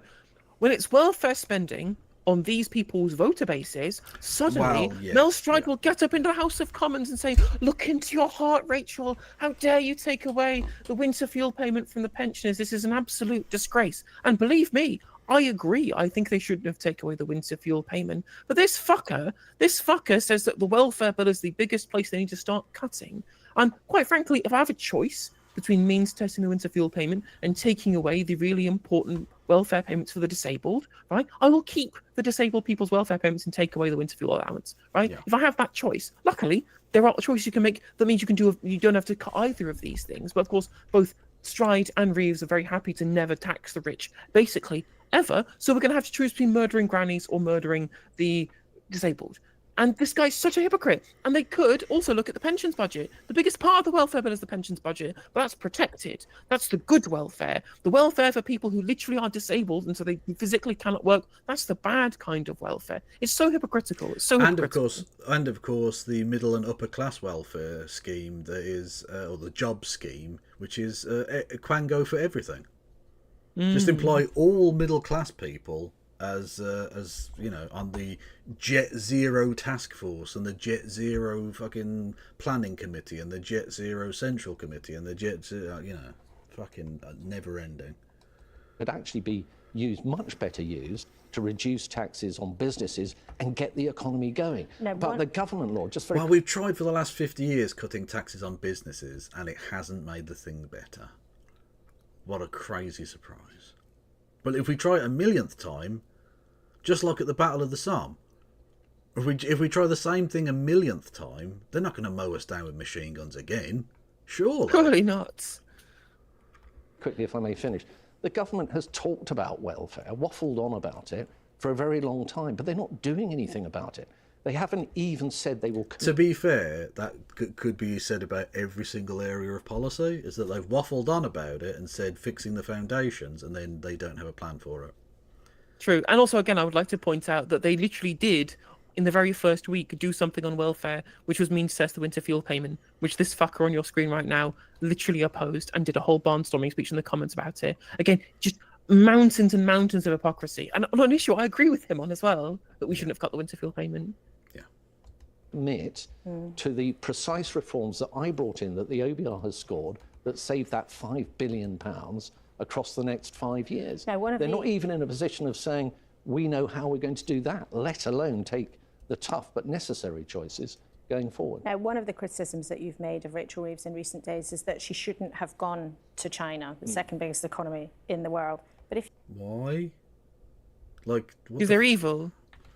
That's it. That's their rationale. I mean, the rationales you've seen a lot. Okay, because... but like, what would you're okay? Fucking literally bowing and curtsying to the fucking the Jamal Khashoggi's murderer in Riyadh. That's fine, apparently. Yeah, very happy to go over and shake hands with the butcher of Khan Yunis. No, it's not indeed the one who people call that. Which was Yahya Sinwar. No, it's Benjamin Netanyahu. Yeah. Absolutely fine to have infinite trade deals with the man doing the actual literal genocide right now. China, though, for a very tiny amount of investment, no, that's beyond the pale. Yeah.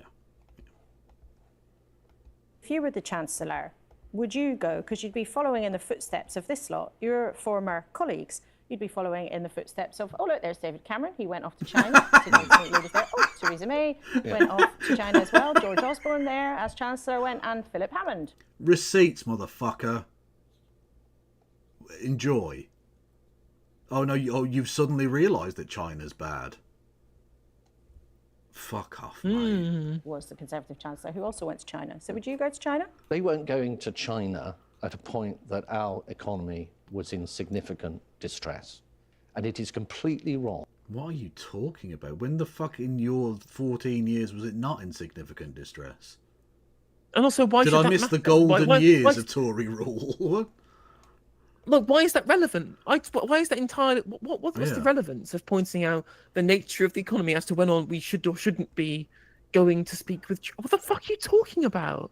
Yeah, like, how is her being here going to affect anything? You realise there's a thing like there's mass communication. Like, if she desperately needs to get a message to London, there's a thing called a telephone. an email, an instant message, a WhatsApp. They What, can what, even what app is even this? What app is this? Beautifully, right? There's also a thing, right, where you can literally talk to someone as in real time across vast distances, as if you're in the same room as them. Exactly. You can look at their same face. You can. I mean, I don't know why you would want to look at Rachel Reeves, but if you needed to for some reason, you could. Yeah. So the fact that she was in China for a few days, you know, again, trying to curry favour with, you know, the country that's about to take over as the #1 economy on Earth. And also, it's worth pointing out that the reason why they are saying that it's terrible that she wasn't in the country during the bond market sell-off is they're trying to make the public think that it's as bad a situation as what happened to Liz Truss, but required immediate action. And that's just bollocks. That's just like total bollocks, right? There is a spending review coming halfway through the year.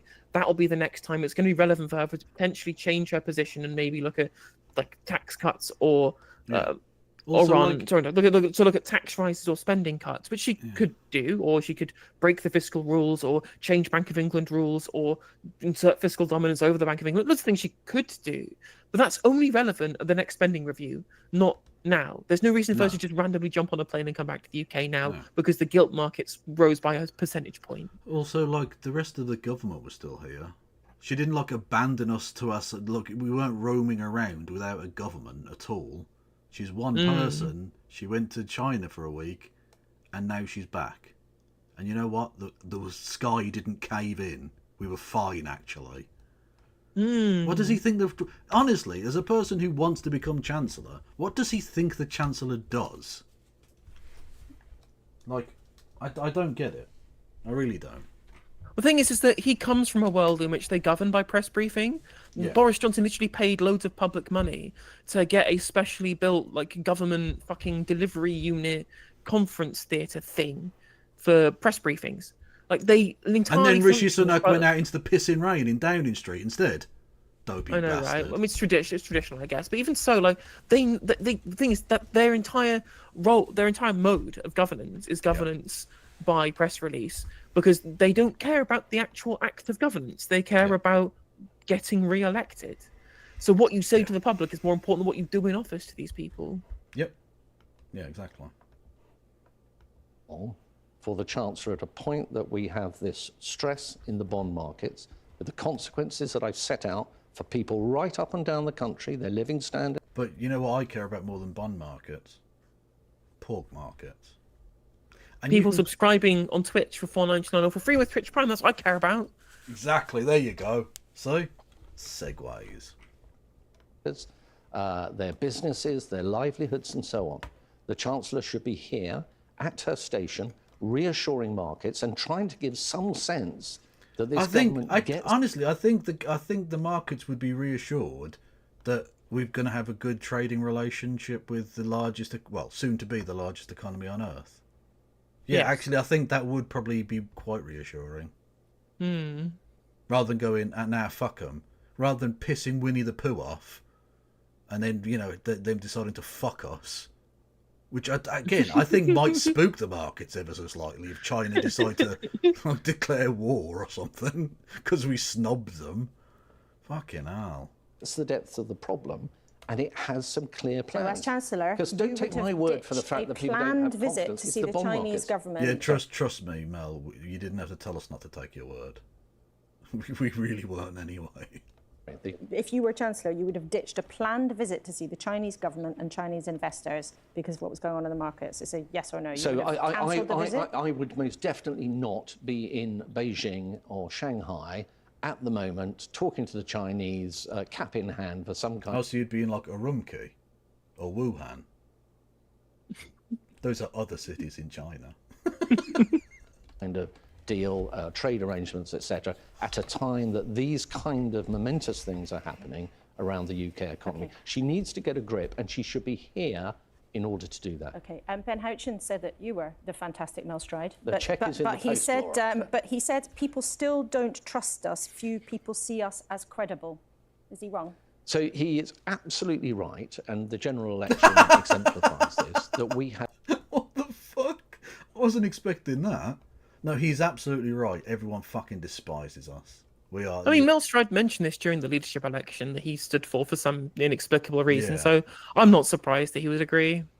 Yeah, but as the Chancellor now, or the Shadow Chancellor, he should be like, no, everyone loves us now because we've got new leadership, the new dynamic leadership of Kemi Bad Enoch, and therefore everything's absolutely fine. I'm just going to point out, thank you for bringing this to my attention, Ben, that there's been a blueprint to turbocharge AI briefing being put out on the government website. And one of the genuine phrases included in this is, we will build a brand new supercomputer with enough AI power to play itself at chess 500,000 times a second. This is part of a plan to increase computing capacity by 20-fold by 2030, supercharging our capacity to power AI products. Well, I'm glad we'll play lots of chess. It's like Terry Akers in Soma. It's a reference that people will get. Can we just sink beneath the waves now? Ladies and gentlemen, can we just do that instead? Victory is ours. So we can't have an Enter the 2 child benefit cap. We can't have winter fuel for pensioners, but we can have a robot that can Kasparov itself 1,000,000 times every half a second. I mean, to be fair, Rachel Reeves is a national chess champion, apparently, according to information that no one seems to be able to dig up. But she says that it's true, so it must be. That means we can replace her. Well, we've managed to find a replacement for Rachel Reeves. Well, fantastic. Thank you for making yourself obsolete, Rachel. Yeah, well, we've come to the end of your time, Rachel, so you can get the check, mate. Checkmate, because come on now. I'm very clever. Give me money. Give me all of your money. Thank you to who was that? Hello, Gianluca Rossi. That is the most Italian name ever, apart from possibly Luigi Manzione, who is the most delicious man that deserves to be freed. Fact. I mean, I would disagree with that because I don't want. Because someone told me to say we should have another Boston Tea Party. No, look, that you're going to trigger me, Timothy. You still owe us all of that fucking tea, you pricks. Okay? It's not okay. I thought you were the country that believes in private property. Leave the tea out of it. It's not very free market of you. It's not very free market, is it? Unbelievable. I mean, look.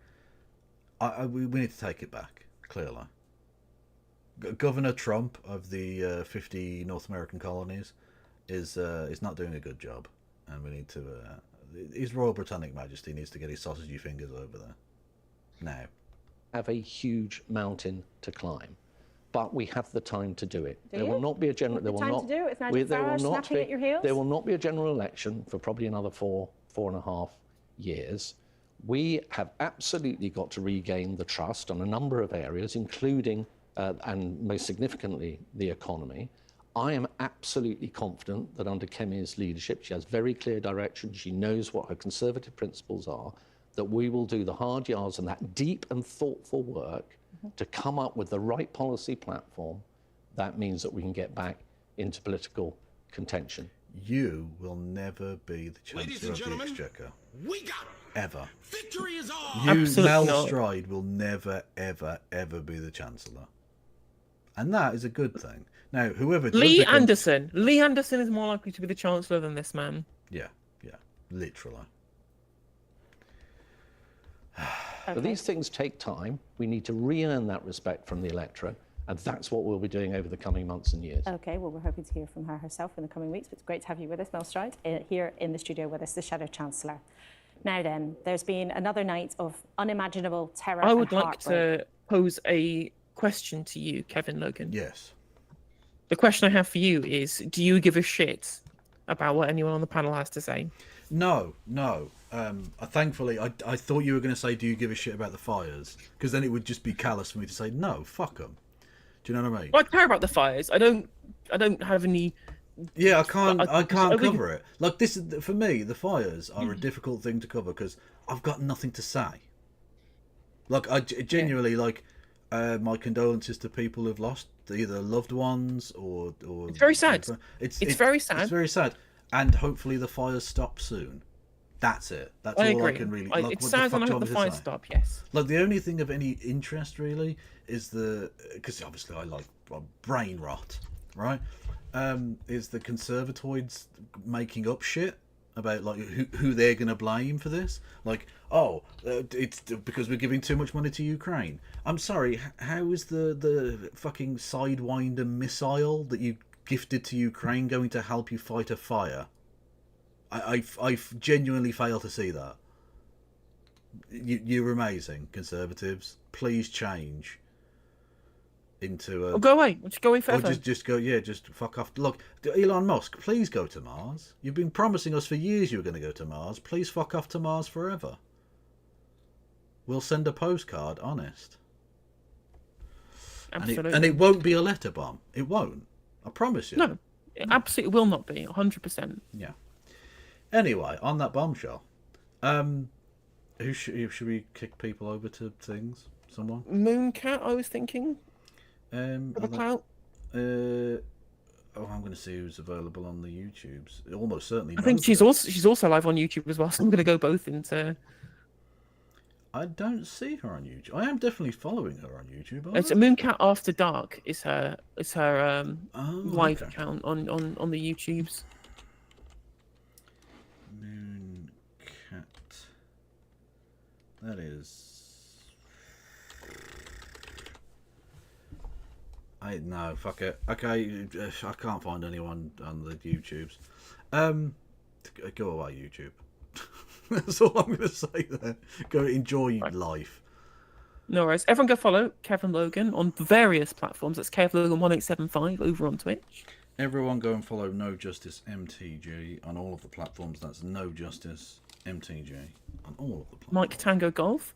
Take care, stay safe, and of course... Free Palestine. Free Palestine indeed. Yeah. And I'll see everybody tomorrow. Bye. Bye.